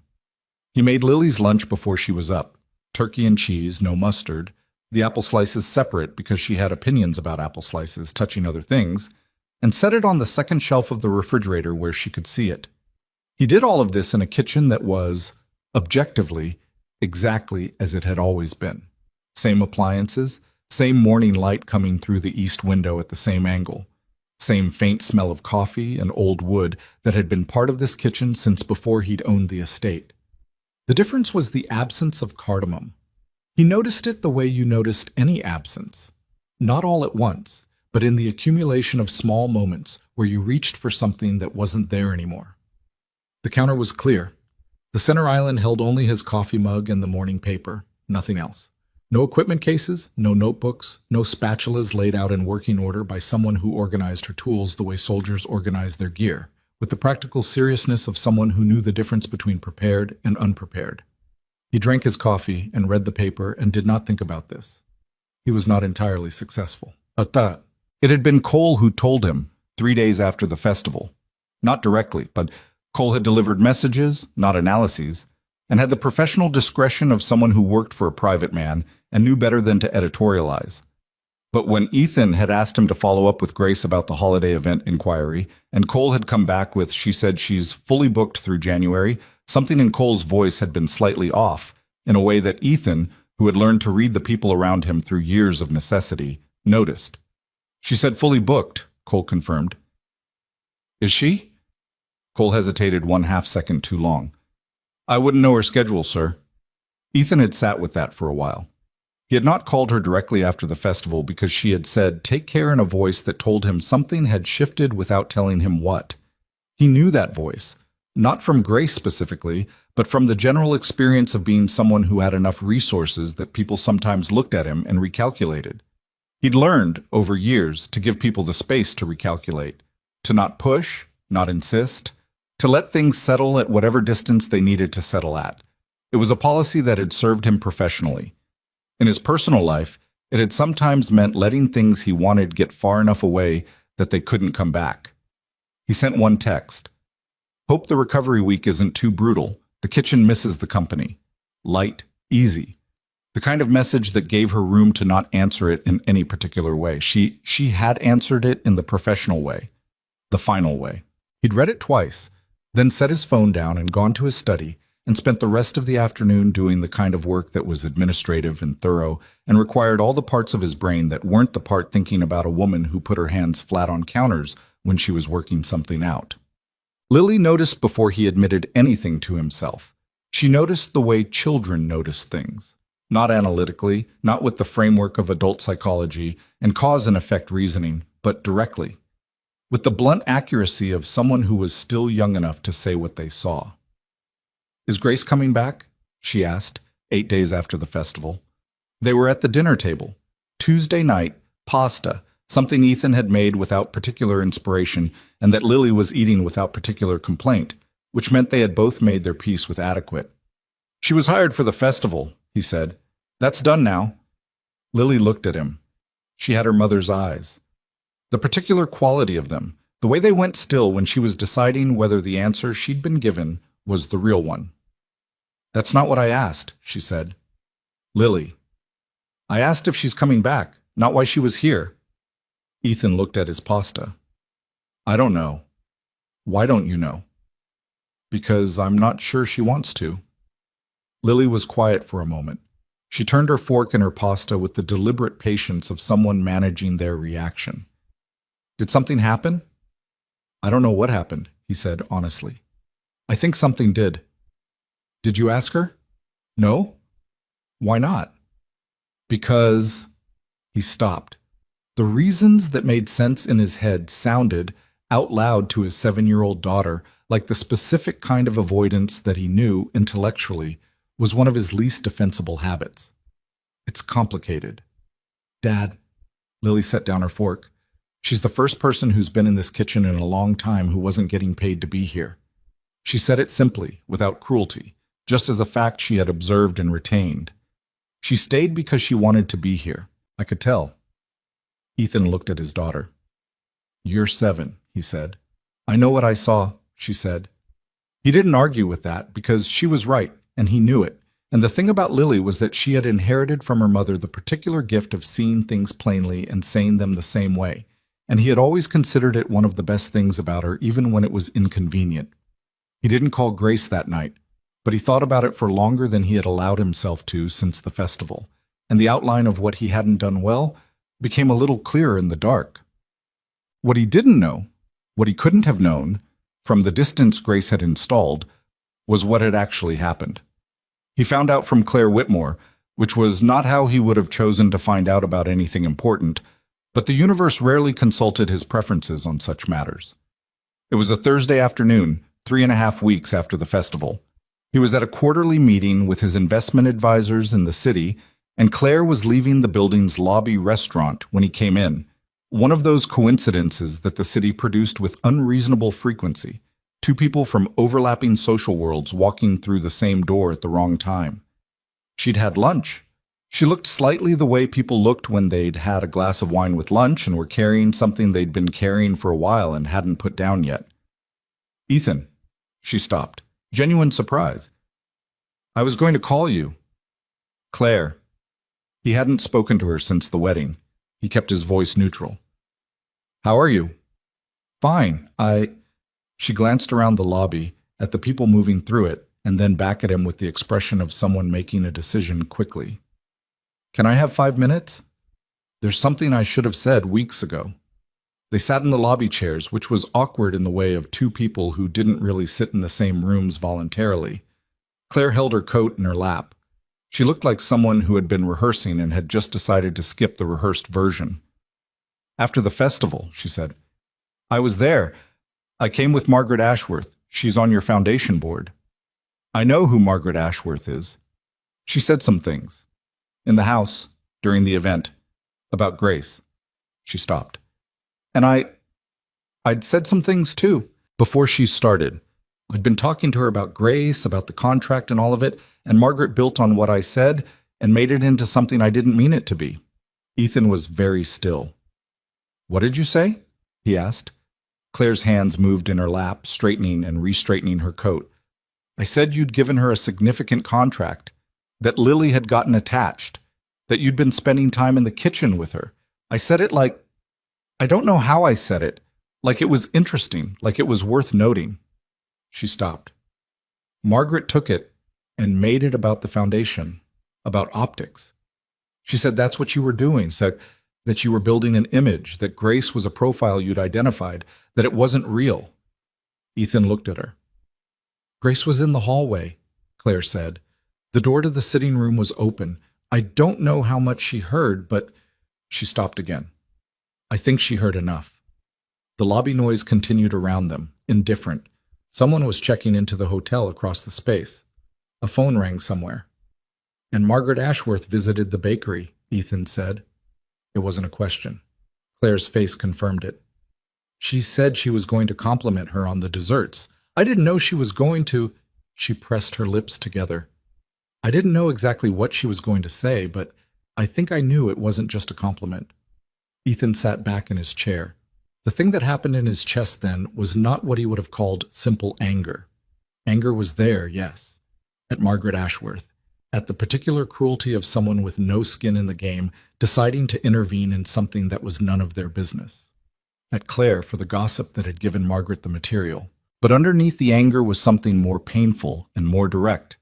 The picture of Grace standing in a bakery, having had her own judgment confirmed for her in the worst way, rebuilding the wall that he had watched her carefully, tentatively lower, brick by brick, over the past several weeks. He knew about walls. He'd built several himself. He knew how quickly they went back up once you'd been given a reason. "Why are you telling me this now?" he asked.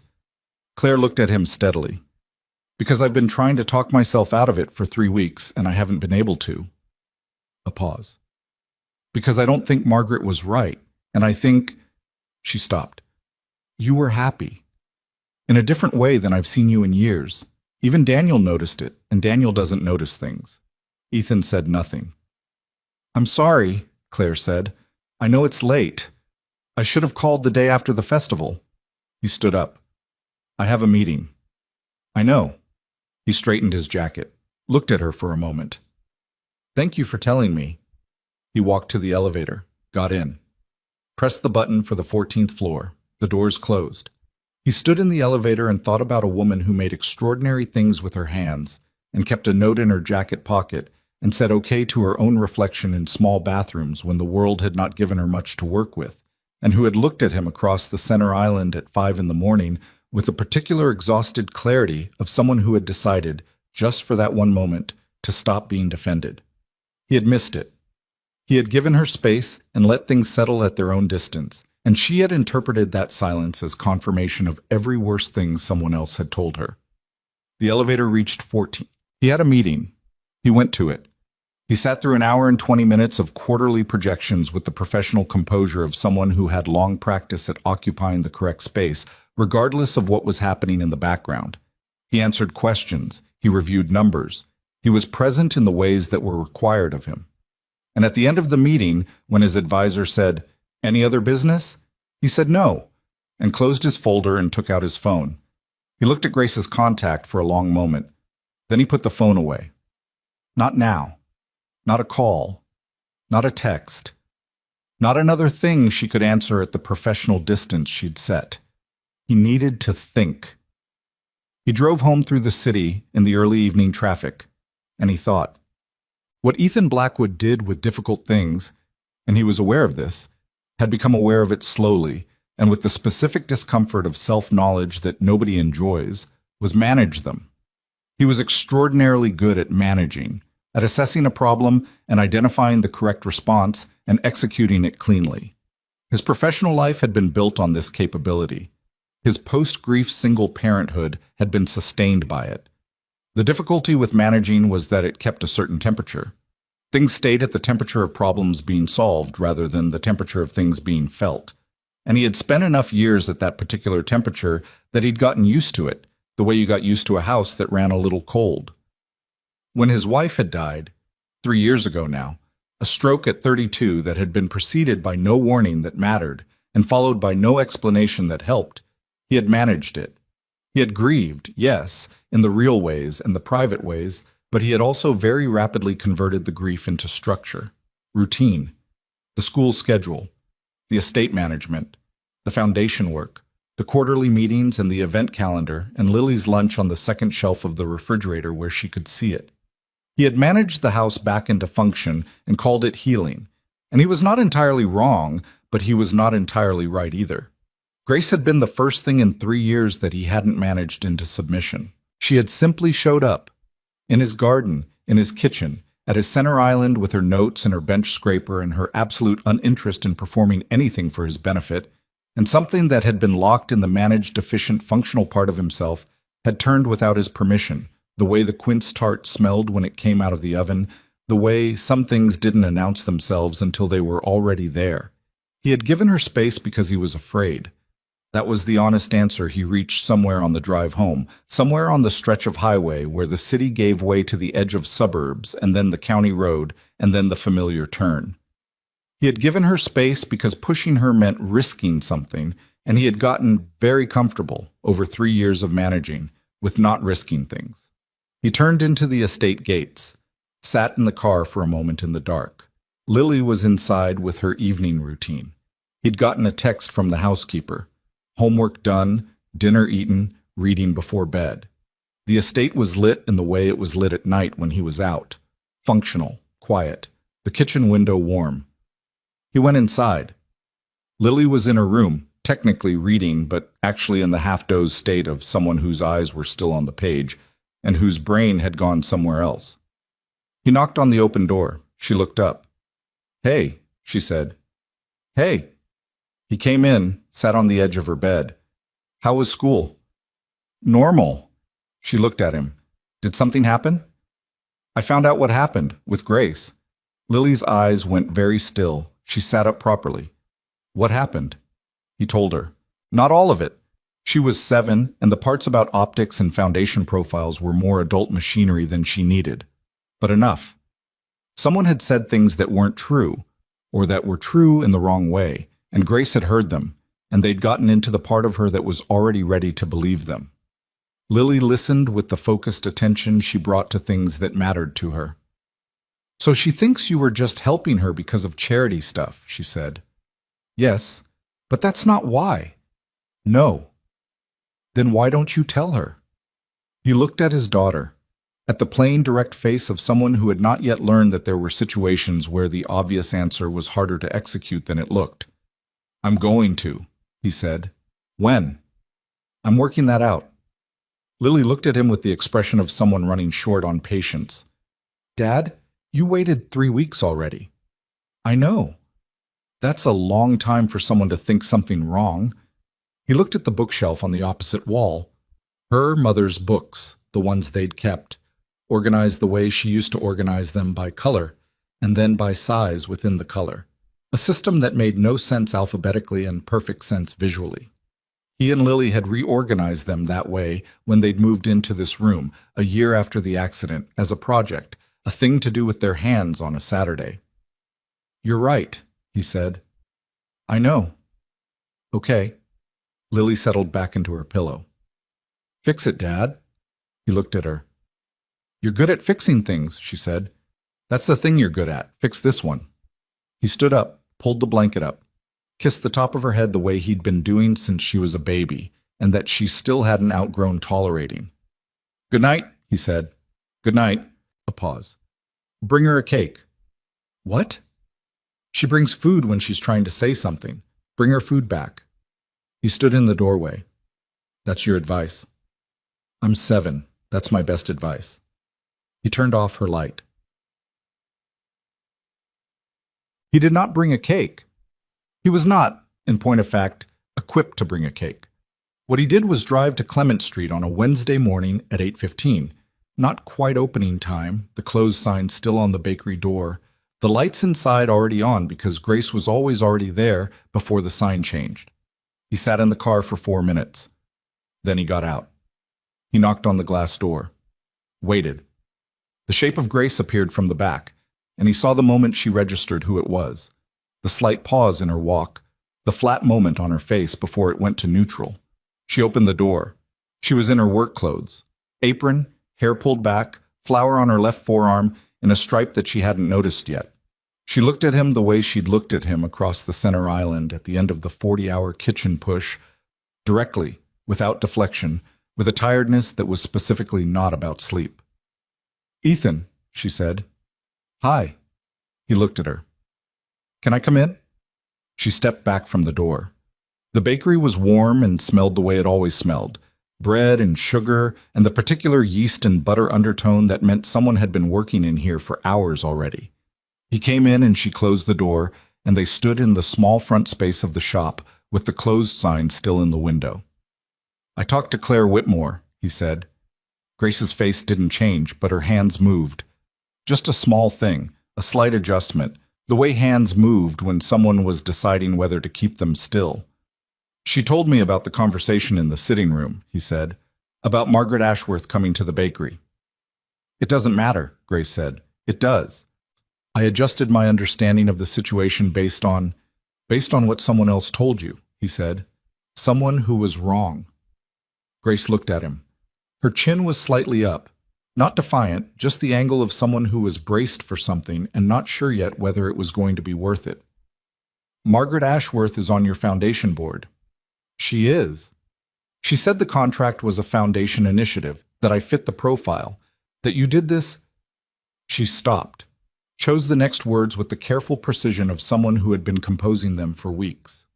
"That helping local businesses was your thing, that there were dozens of them, that I was—" Another stop. "A beneficiary." "Grace, is it true?" she said. "Does the foundation fund contracts like this?" "The foundation funds community initiatives? Yes. The Harvest Festival contract came from my personal accounts, not foundation funds. I made that decision myself, not through any board process, not through any philanthropic framework." He kept his voice level because the levelness was the point. It wasn't a defense, just a correction. "I found out that you'd made that cake. I looked it up. I read everything I could find about you and the bakery. I called. That's it. That's all it was." "But why?" He looked at her. "Because I spent 20 minutes on a garden bench with you, and I wanted to spend more time with you. That's the whole reason." The bakery was very quiet. "That's not—" she started, stopped. "Ethan, that's not—" "I know how it sounds," he said.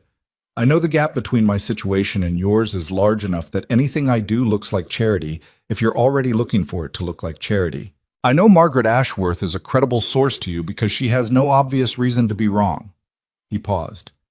"But she was wrong, and someone had put it in her head wrong, and I should have been clearer earlier and directly about what I was actually doing. That's on me."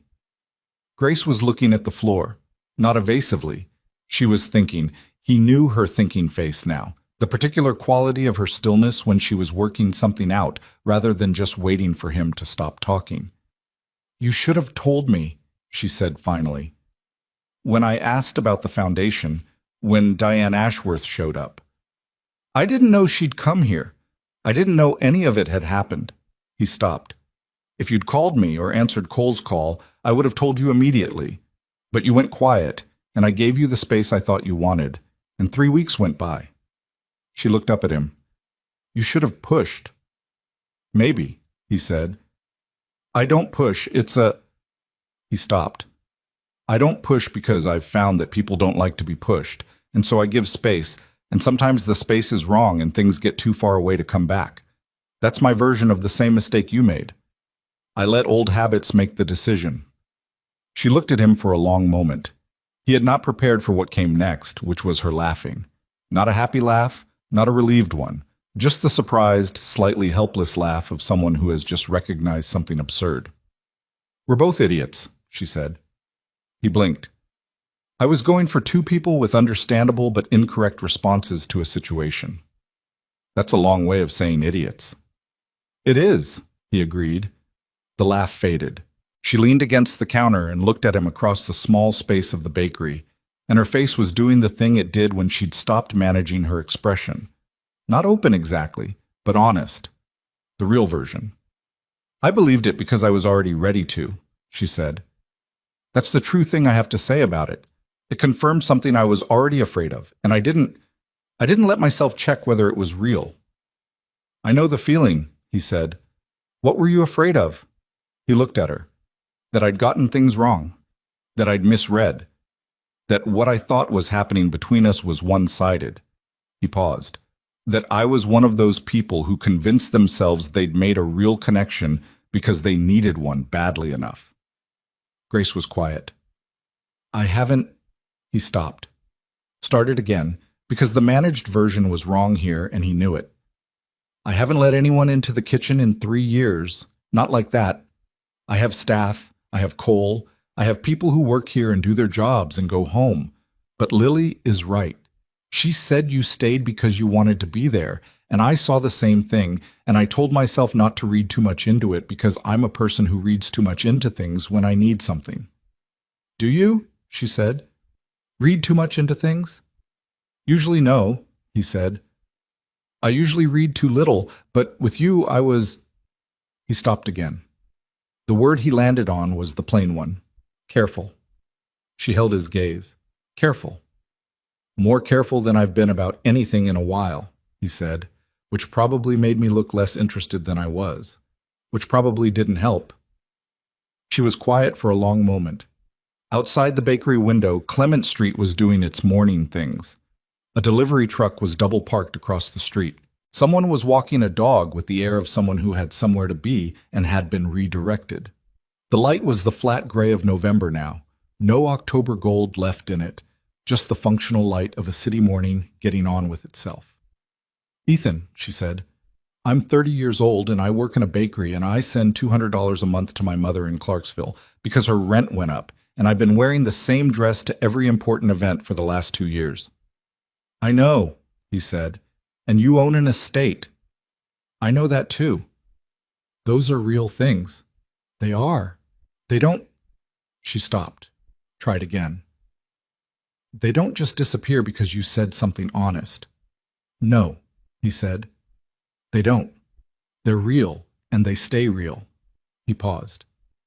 "But they're not the only real things, and I'd rather be in the kitchen at 5 in the morning with someone who knows how to use an offset spatula than at a dinner with someone who fits the profile better." Grace stared at him. "That's a very specific declaration," she said. "It's a very specific situation." She was quiet. He watched her work through something. He could see it happening, the same way he'd watched her work through the timeline problem with the festival schedule. The same focused patience of someone who was being honest with themselves, even when the honest answer was inconvenient. "I'm not easy," she said finally.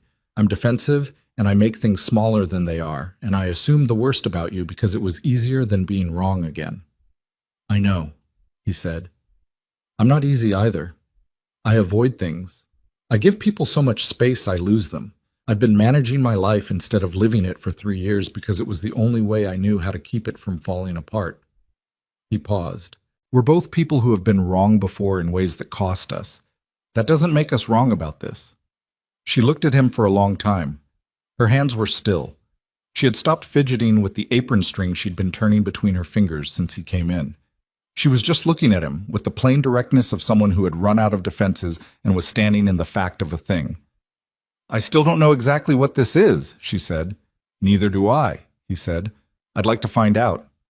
Another long pause. "There's bread in the oven," she said. "It needs to come out in 8 minutes or it burns." "Okay." "You can stay for the bread." He looked at her. "Yeah?" "If you want." "I want," he said.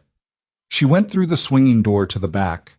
He followed because she'd left it open and stepped into the small back kitchen that smelled of yeast and warmth and the particular aliveness of a place that had been working for hours before the rest of the street was awake. He stood to the side, out of the way, in the space he'd learned over 40 hours in a different kitchen was his correct position, and watched her check the oven with the efficient attention of someone who did this in her sleep, the way her hands went to the oven door with the automatic confidence of 30,000 repetitions. 7 more minutes, she said. I can wait 7 minutes, he said. She glanced at him over her shoulder. Something shifted in her face.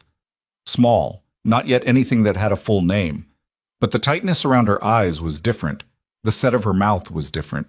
She turned back to the oven and checked the temperature gauge and made a small adjustment with the focus of someone who was going to be competent about this no matter what, which was just how she was, he'd learned, and which was one of the things he let the thought finish.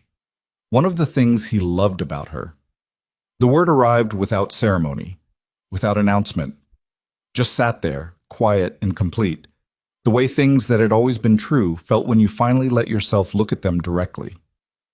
He stood in the small back kitchen of a Clement Street bakery with his hands in his jacket pockets and the smell of bread and morning around him, and the woman who had walked away from a garden a lifetime ago standing 6 feet away, and he felt, for the first time in 3 years, something that was not managed, not structured, not converted into routine and function and the schedule of a house that ran efficiently to keep from falling apart.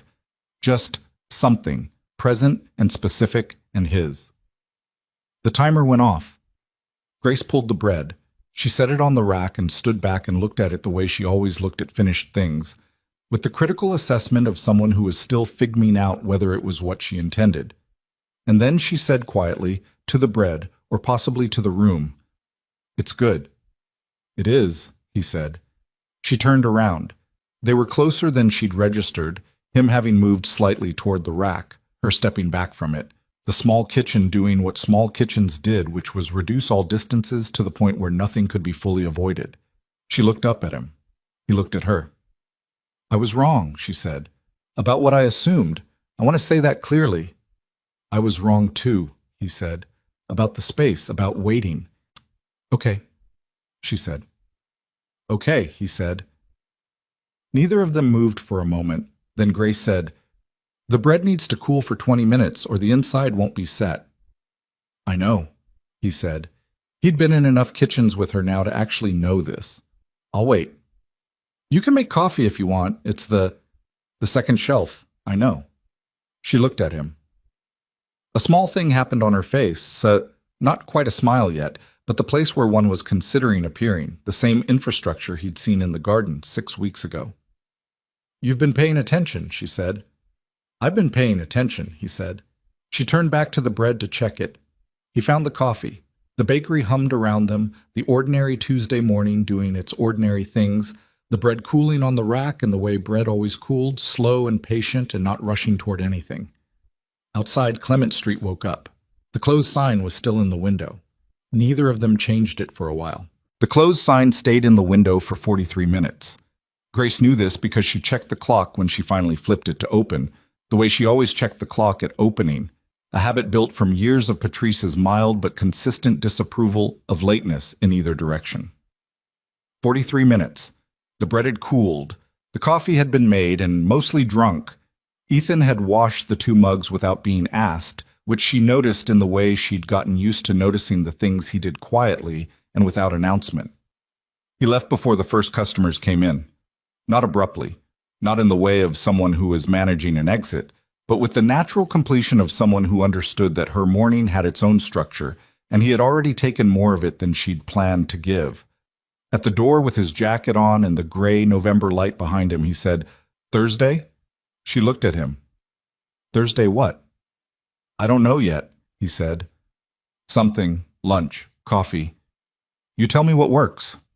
She thought about it for approximately 1 second. "The bakery closes at 3 on Thursdays. There's a place on Haverford that has decent soup." 3:15, he said. 3:15, she agreed. He left. She turned the sign to open and went back to the bread and stood at the counter for a moment with her hands flat on the surface and breathed out slowly and let herself feel, plainly, without minimizing it or arguing it down, that something had been returned to her that she hadn't known how to ask for back. It wasn't simple. She knew it wasn't simple. The gap between Clement Street and Callaway Estate was not closed by one honest Wednesday morning in a small bakery kitchen, and she was not naive enough to believe it was. She was still the woman who sent $200 a month to Clarksville and wore the same dress to important events and had chosen years ago to be someone who made things rather than someone things were made for. But she also knew, because she was 30 years old and she'd been wrong before in the useful ways, the ways that taught you something even when they cost you, that the story she'd been telling herself about her own insufficiency was not the same as the truth. Those two things had gotten tangled up in her chest somewhere around Daniel's voicemail and had stayed tangled. And it had taken a man standing in her own kitchen with flour-dusted air between them, saying, "I'd rather be at 5 in the morning with you," to start pulling the threads apart. She wasn't untangled yet. She probably had a while to go, but the threads were moving. That was enough to start with. Thursday came with rain. Not dramatic rain, just the persistent mid-November kind that made everything damp and gray and required you to make active choices about your mood. Grace closed the bakery at 3, changed out of her work apron into a jacket, and walked to Haverford Street with her hands in her pockets and the rain doing its thing to her hair, which she had not sufficiently prepared for. Ethan was already there when she arrived. He was standing just inside the door of the soup place, not seated, just waiting, in the way of someone who didn't feel comfortable sitting down until the person they were meeting had arrived, which she noted was a small thing, and also not a small thing. He looked at her wet hair. "I have an umbrella in the car," he said. "I didn't know it was going to rain this much." The forecast said 70%. "I don't check the forecast." "I can see that." She looked at him. He looked back with the expression he had when he was being careful about finding something funny. "There's a paper towel in the bathroom if you need it," the woman at the counter offered, unprompted. "Thank you," Grace said. They got soup. They sat at a small table by the window that was slightly wobbly on one leg, and that Ethan fixed by folding a paper napkin and putting it under the short leg without any ceremony about it, which was the kind of practical, unselfconscious thing she'd noticed him do before, and that she found, against most reasonable expectations, somewhat endearing. They talked for 2 hours.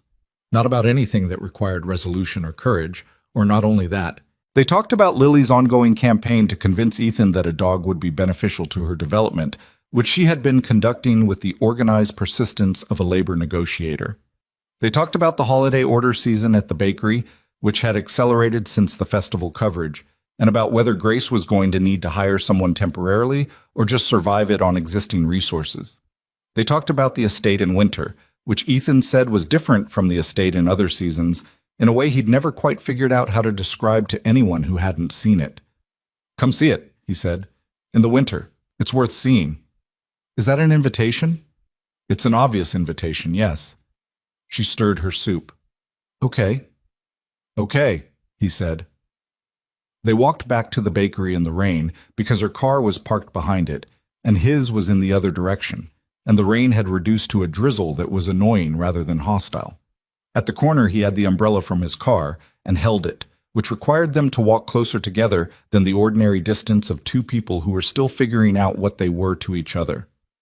At the bakery door she unlocked it and then turned around, and he was right there, close enough that the umbrella was somewhat irrelevant at this point. She looked at him. He looked at her. "I'm still not going to be easy," she said. "I want to be clear about that going in." "I know," he said. "I'm not looking for easy." "I'll assume the worst sometimes," she said. "When I get scared, it's a habit I'm working on, but I'm not cured of it." "I'll give too much space sometimes," he said. "When I get scared, same situation. That's two people who are going to get in their own way repeatedly." "Probably," he agreed. She considered this. "All right," she said. She went inside. He went back to his car in the drizzle without the umbrella, which she realized later he'd left with her, folded and leaning against the inside of the bakery door where she'd find it in the morning. She found it in the morning. She put it in the back and kept it there. December arrived, and with it the specific madness of the holiday season at a bakery that had recently been discovered by the internet. The festival coverage had done something Grace had not entirely anticipated. It had made the bakery real to people outside the 3-block radius who had always known it was there.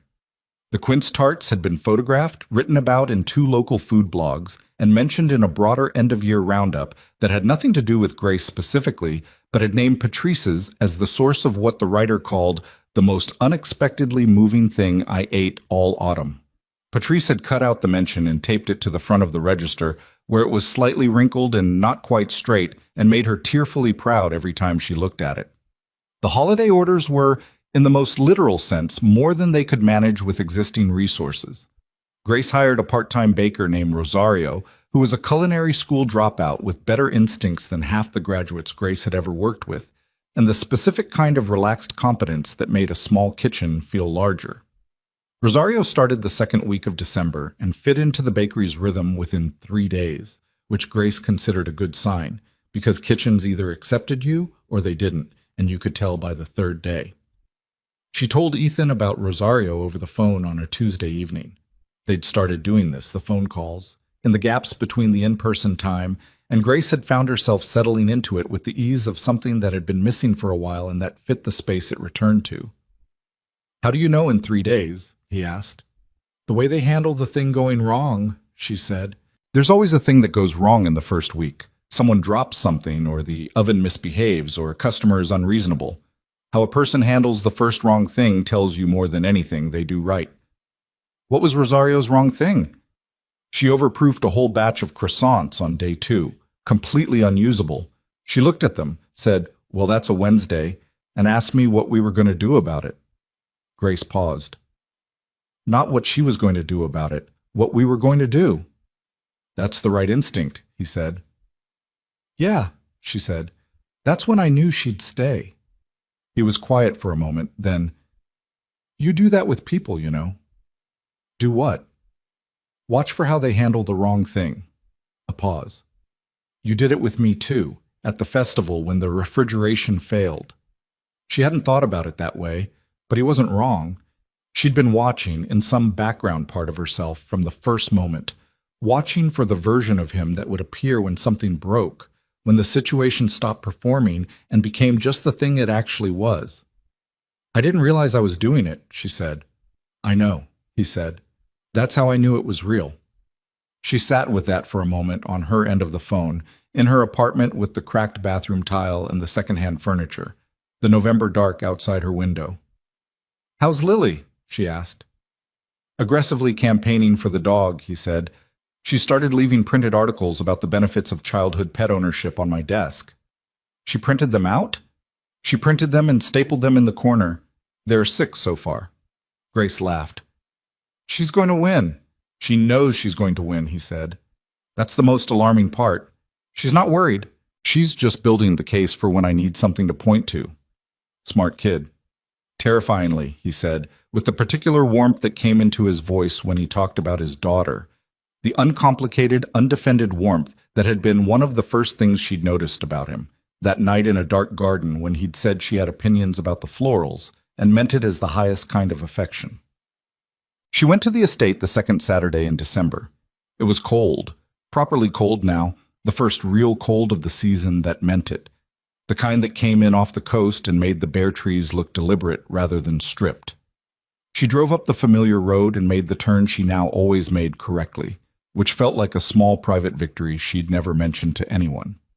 Ethan met her at the front door with Lily, who was wearing the orange vest again. Apparently it was her primary cold weather layer of choice, and who launched directly into a description of the dog articles without preamble or greeting. "I have 8 now," she said. "One of them has a chart." "A chart," Grace repeated. "About anxiety reduction in school-aged children who have pets." Lily looked at her very seriously. "I'm school-age." "You are," Grace agreed, "and I have anxiety sometimes." "That's very well documented," Grace said. "The chart documents it." Ethan said, "She made the chart herself." "I used the data from the article," Lily clarified. "I just made it look better." Grace looked at Ethan. He had the expression of a man who was going to get a dog and had made his peace with it. The estate in winter was, as he'd said, different. Not worse, different. The grounds had the particular stillness of a place that had let go of its seasonal work and was resting without apology, the trees bare and angular against a sky that was the color of old pewter. The kitchen garden was fully put to sleep now, the beds turned and covered, but there was a structural beauty to the dormancy that Grace hadn't seen in October when everything had still been holding on. It looked, without all its growing, like what it actually was, a well-kept place that knew how to wait. They walked the orchard path after lunch because Lily wanted to, and Ethan agreed to anything Lily wanted that involved being outside, which Grace had observed was a principle he held consistently. The apple trees were entirely bare now, their branches doing their winter architecture, and Lily ran ahead on the path in the way of children who processed the world at a different speed than adults, and didn't see any reason to slow down on their account. "She looks like her mother," Grace said. She said it quietly, not as a question. She'd noticed it before, in the photos in the hallway, the ones she'd passed on kitchen visits without letting herself linger. Ethan was quiet for a moment. "Around the eyes," he said, "and the way she moves, the speed of her." She had that same energy? More, actually. Maggie was... He stopped, started again, because he'd decided something. She was a force. Lily is a controlled version. Lily applies it. Maggie just was it, all the time, without filter. He looked at the path. Lily got some of my caution, which is either a good thing or I've passed on one of my worse habits. "Maybe both," Grace said. "Probably both," he agreed. They walked in silence for a moment, the kind of silence that didn't need filling. "I don't talk about her much," he said. "To people. I talk to Lily about her, but not to other people." "You don't have to," Grace said. "I know." He paused. "I want to. That's different from having to." Grace looked at him sidelong. He was watching Lily ahead on the path, but his face was the honest version of itself. Not the managed version, not the estate owner version, just a man in a bare apple orchard in December telling the truth about what he wanted. "Then tell me," she said. And he did. Not everything, not in one walk on a cold Saturday, because grief was not a document you read once, but he told her enough. He told her about the morning it happened, about coming downstairs and finding Lily at the kitchen table eating cereal by herself, too young to understand why no one had come when she called, and about the specific way that image had structured everything that came after. He told her about learning to braid hair badly and getting better at it slowly, and still not as good as Lily would have liked. He told her about the year he'd spent converting his grief into efficiency, and the moment, at a therapy appointment he'd gone to twice and then stopped because he'd decided he was managing. When the therapist had said quietly, "Managing and healing are not the same thing," and he'd thanked her and gone home and not gone back, and had thought about that sentence at least once a week since. "She was right," he said. "Yeah," Grace said, "I know that." "I know you know it." He looked at her. "I'm working on the difference." "Me too," she said. "Different reasons, same project."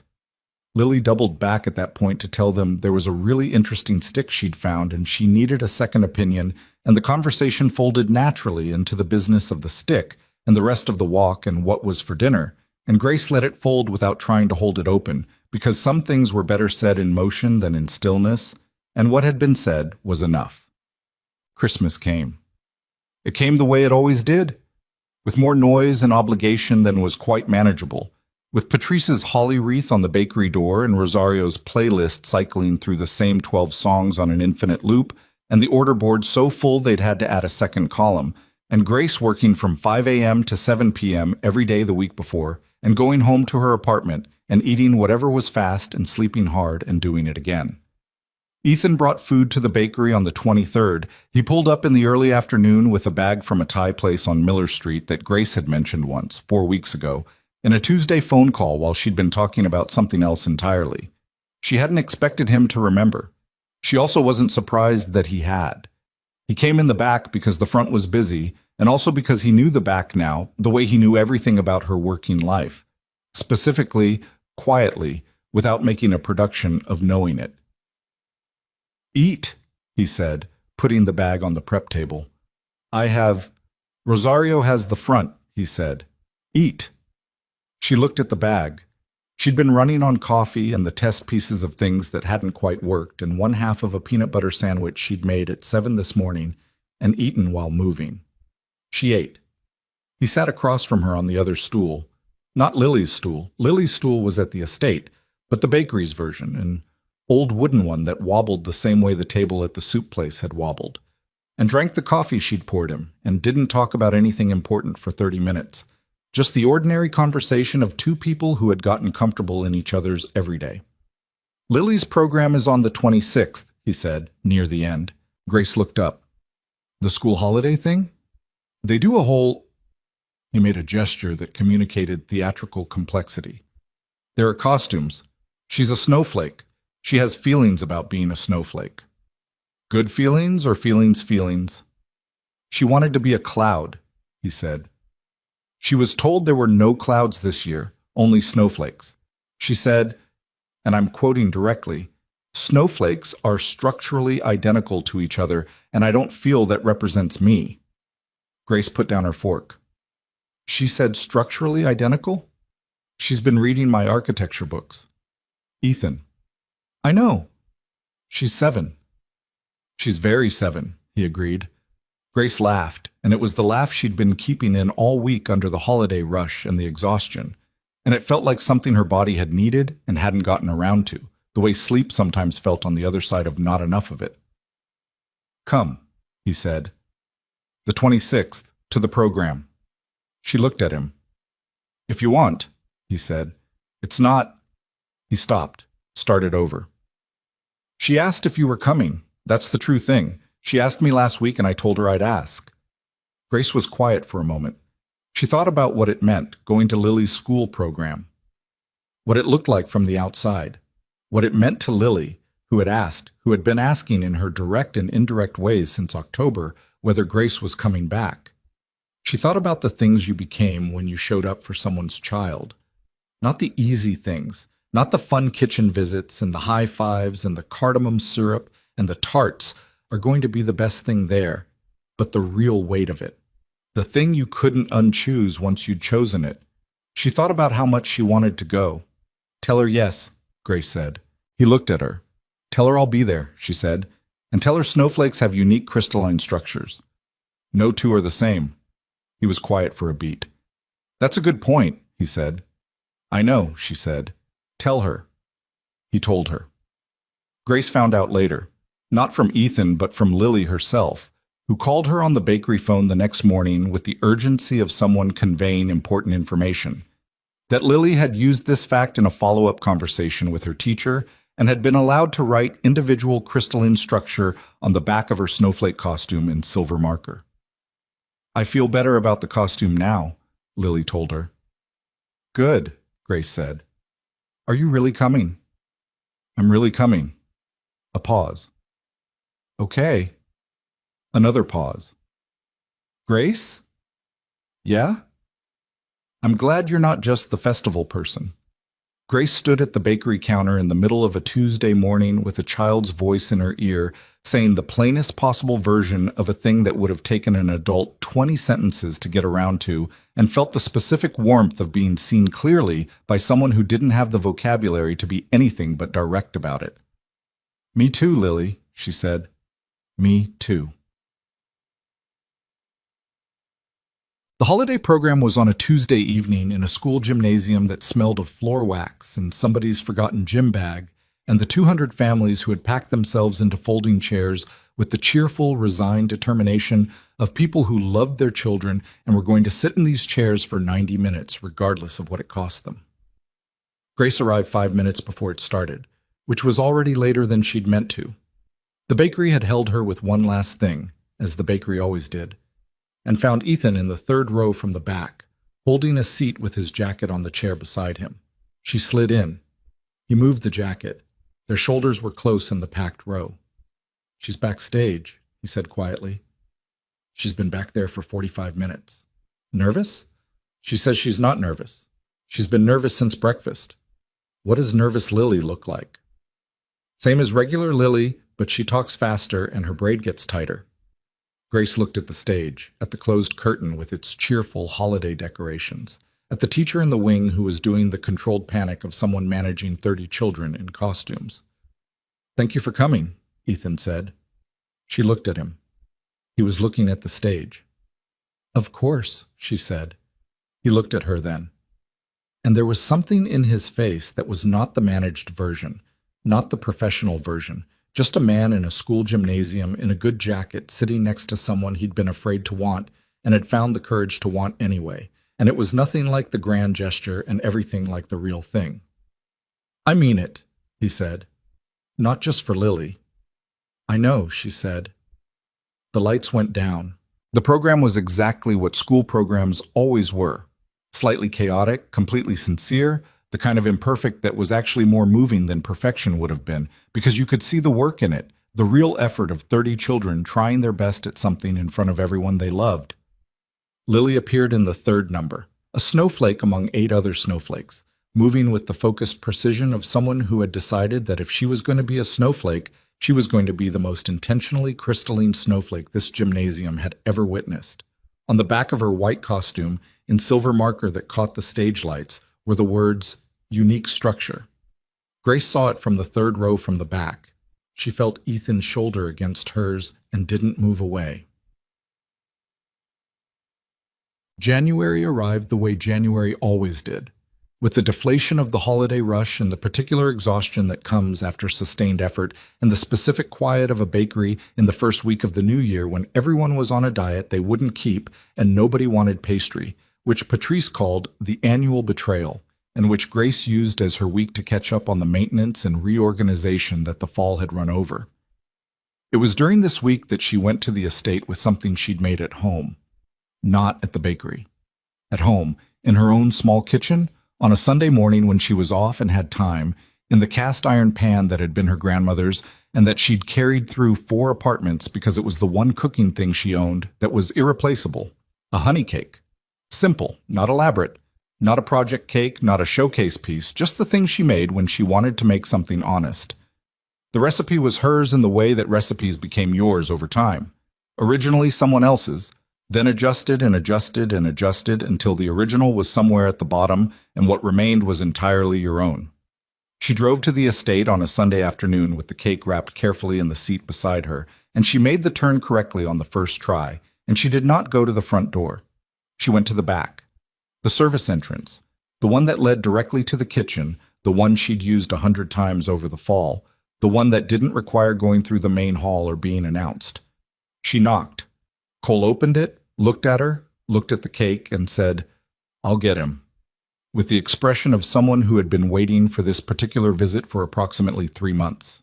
Ethan came to the door in a flannel and jeans, Sunday clothes, home clothes, and saw her standing at his back door with a honey cake, and his face did the thing it did when he was not managing his expression. It just showed her what was there.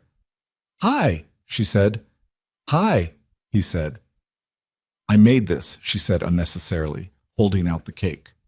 He took it, looked at it, looked at her. "I owe you an apology," she said. "A real one, not the one I gave in the bakery in November.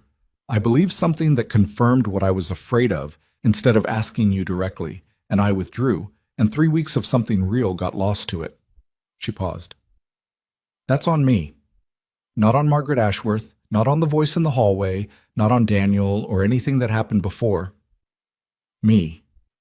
Another pause. "I'm sorry." He was quiet for a moment, just looking at her. "I should have pushed sooner," he said. "I knew something was wrong and I chose space over showing up, and that was wrong." So, he held her gaze. "I'm sorry too." "Okay," she said. "Okay," he said. "Can I come in?" she said. "I'd like to have some of that cake." He stepped back from the door. She came in. It was Lily who said it plainly, as Lily said everything plainly.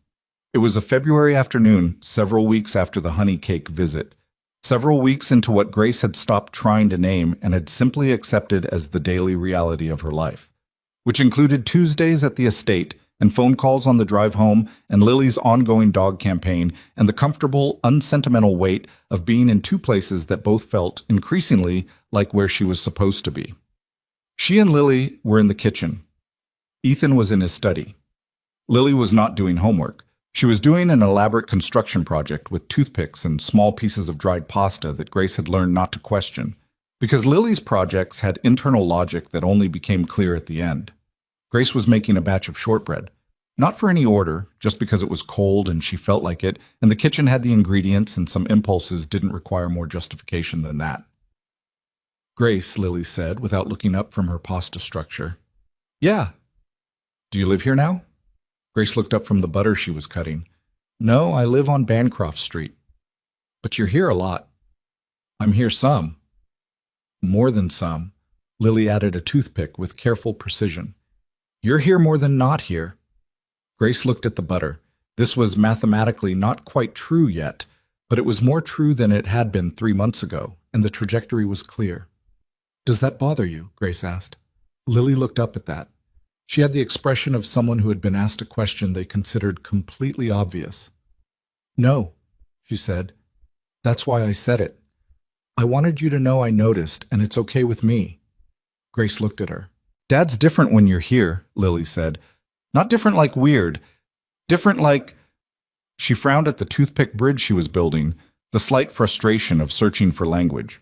Like when the heat comes on in winter. You don't notice it's cold until it isn't anymore. Grace set down the butter knife. She didn't trust herself to speak for a moment, so she didn't. Lily, who had the social wisdom to know when something didn't need a response, went back to her pasta structure. Grace went back to the shortbread. They worked in comfortable parallel silence, the kitchen holding them both, the winter light coming through the window at the low angle of February afternoons, the shortbread taking shape under her hands the way things took shape when you'd made them enough times that your hands knew the work without having to be told. When Ethan came in from his study an hour later, drawn by either the smell of shortbread or the particular quality of the silence that meant two people he cared about were in a room together, he stopped in the doorway and looked at them. Lily's pasta bridge, which had grown into something ambitious and structurally questionable, and Grace's tray of shortbread, and the ordinary, extraordinary fact of his kitchen being occupied by people who wanted to be in it. His face did the thing, the real thing. Shortbread, he said. 10 more minutes, Grace said. He came in, sat on the stool that was not Lily's stool, but had become, by habit, his stool, put his elbows on the counter, looked at his daughter's architecture project with the assessment of a man who was willing to be curious about toothpick bridges. What is this? He asked. The Brooklyn Bridge, Lily said. The Brooklyn Bridge uses cable suspension, not... It's inspired by the Brooklyn Bridge, Lily said. That's different. I know that's different, Dad. Grace kept her eyes on the oven timer. She was smiling, and she knew it, and she wasn't doing anything about it. The spring wedding at Callaway Estate was booked for the last Saturday of May. Grace found out about it the same way she'd started finding out about everything involving the estate. Not through a formal conversation, but through the natural peripheral awareness of someone whose life had become genuinely entangled with someone else's in the way that happens slowly and then is simply true. Ethan mentioned it in March when he was reviewing the spring calendar. An anniversary couple, married 20 years, renewing vows. Small event. 200 guests. You're not doing desserts, Ethan said. Not a question. I'm not doing desserts, she agreed. I have 3 graduation cakes that week. I wasn't going to ask. I know you weren't. He looked at her. Do you want to come anyway? Not to work, just to... He stopped. It's on a Saturday, if you're free after the graduation cakes. She looked at him. The garden will have its spring things, he said. The quince bushes put out flowers before the fruit. They're... He searched for the word. Unusual. You'd probably find them interesting. You want me to come see the quince flowers? I want you to come, he said. The quince is a reason. She shook her head slightly, not because she was saying no, but because he was, in his slightly awkward, absolutely genuine way, exactly himself. Okay, she said. Okay, he said. Well, the Saturday in May arrived with the specific benevolence of late spring, warm without being hot, the estate grounds in full seasonal effort, the kind of day that made everything look like it knew what it was doing. Grace finished the last graduation cake at noon and drove to the estate in the early afternoon. She made the turn correctly, as she always did now. She went to the back door, as she always did now. The wedding reception was in full setup when she arrived. The estate staff moving through the grounds with the choreographed purpose of people who had done this many times, the flowers going in and the tables going out, and the whole beautiful, complicated machinery of someone else's celebration getting assembled in the May sunshine. She found Ethan in the kitchen, reviewing something with Cole, and he looked up when she came in with the particular quality of attention he gave her that she had stopped trying to make herself not notice. "Quince flowers?" she said. "Quince flowers," he confirmed. They walked the grounds while the wedding preparations happened around them, moving through the paths they'd walked in October and December, and the various other seasons that had accumulated between them. The orchard with its spring growth, and the kitchen garden already planted with the new season's intentions, and the quince bushes along the eastern fence doing exactly what Ethan had described, covered in small white and pink flowers that were genuinely unusual, slightly strange-looking, not conventionally pretty, but arresting in the specific way of things that didn't bother trying to be anything other than what they were.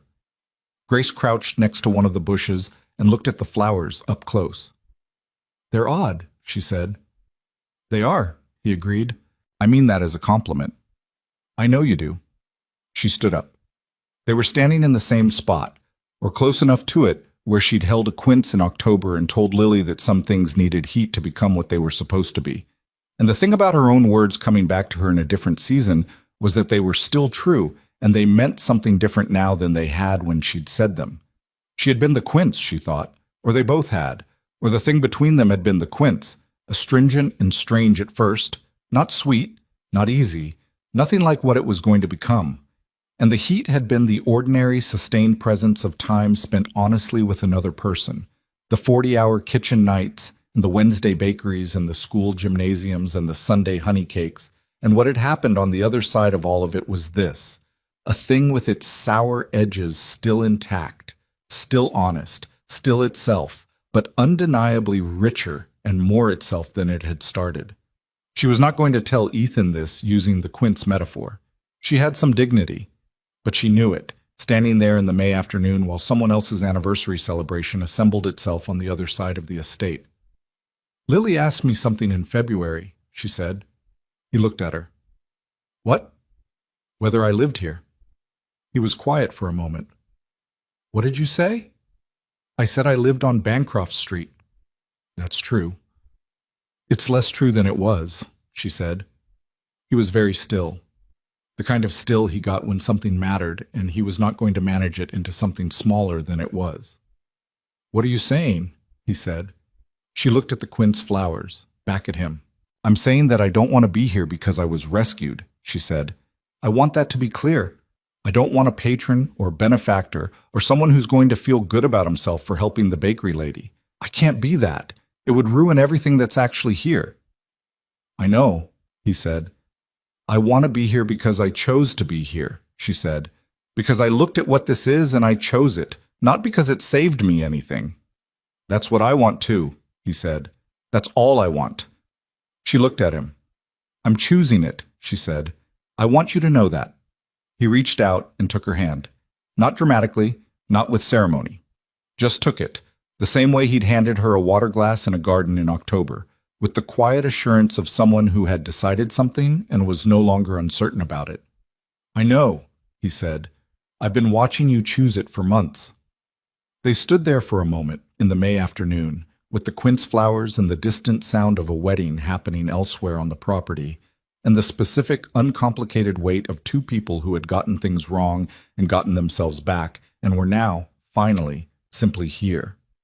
"I told Lily," he said, "that I was in love with you. She said, 'I know, Dad. I knew before you did.'" Grace stared at him. "She's 7, she said. "She's very 7, he agreed.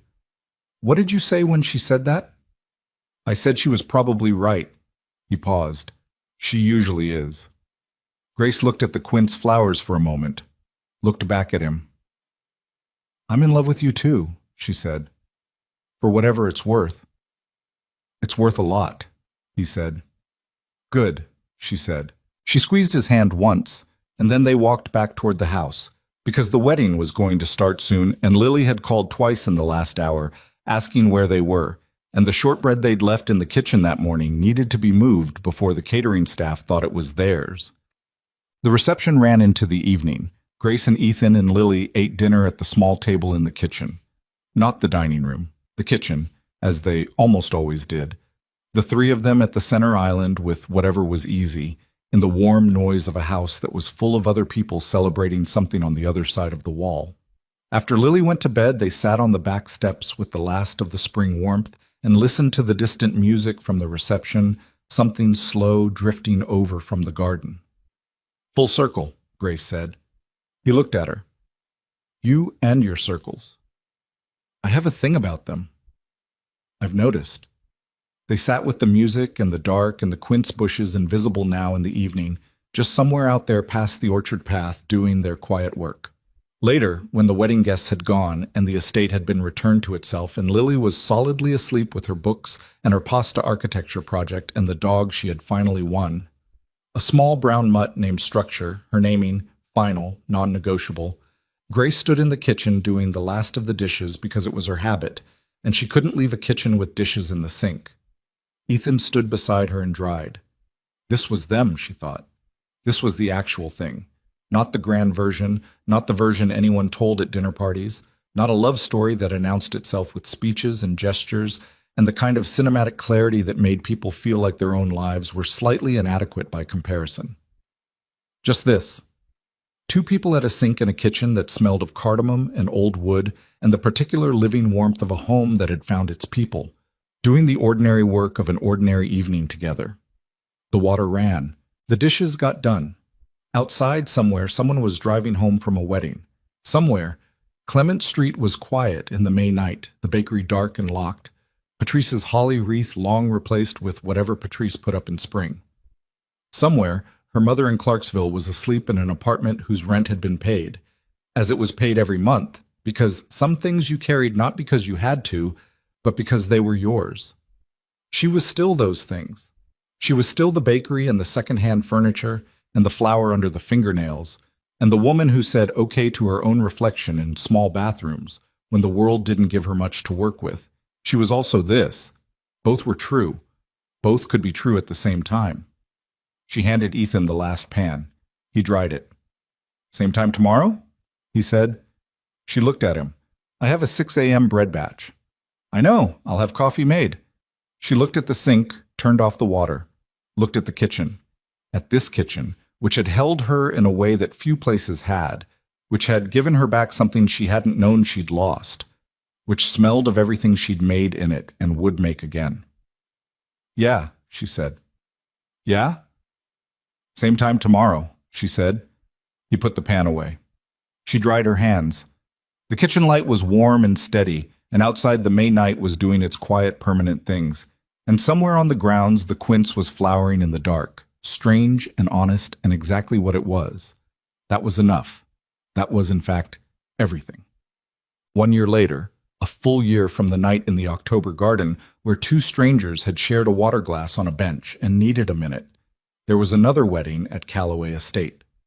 Grace and Ethan and Lily arrived together and found their seats. They chose the back row. Not because anyone had put them there, not because they had forgotten the way in or arrived too late or didn't know someone with a better seat.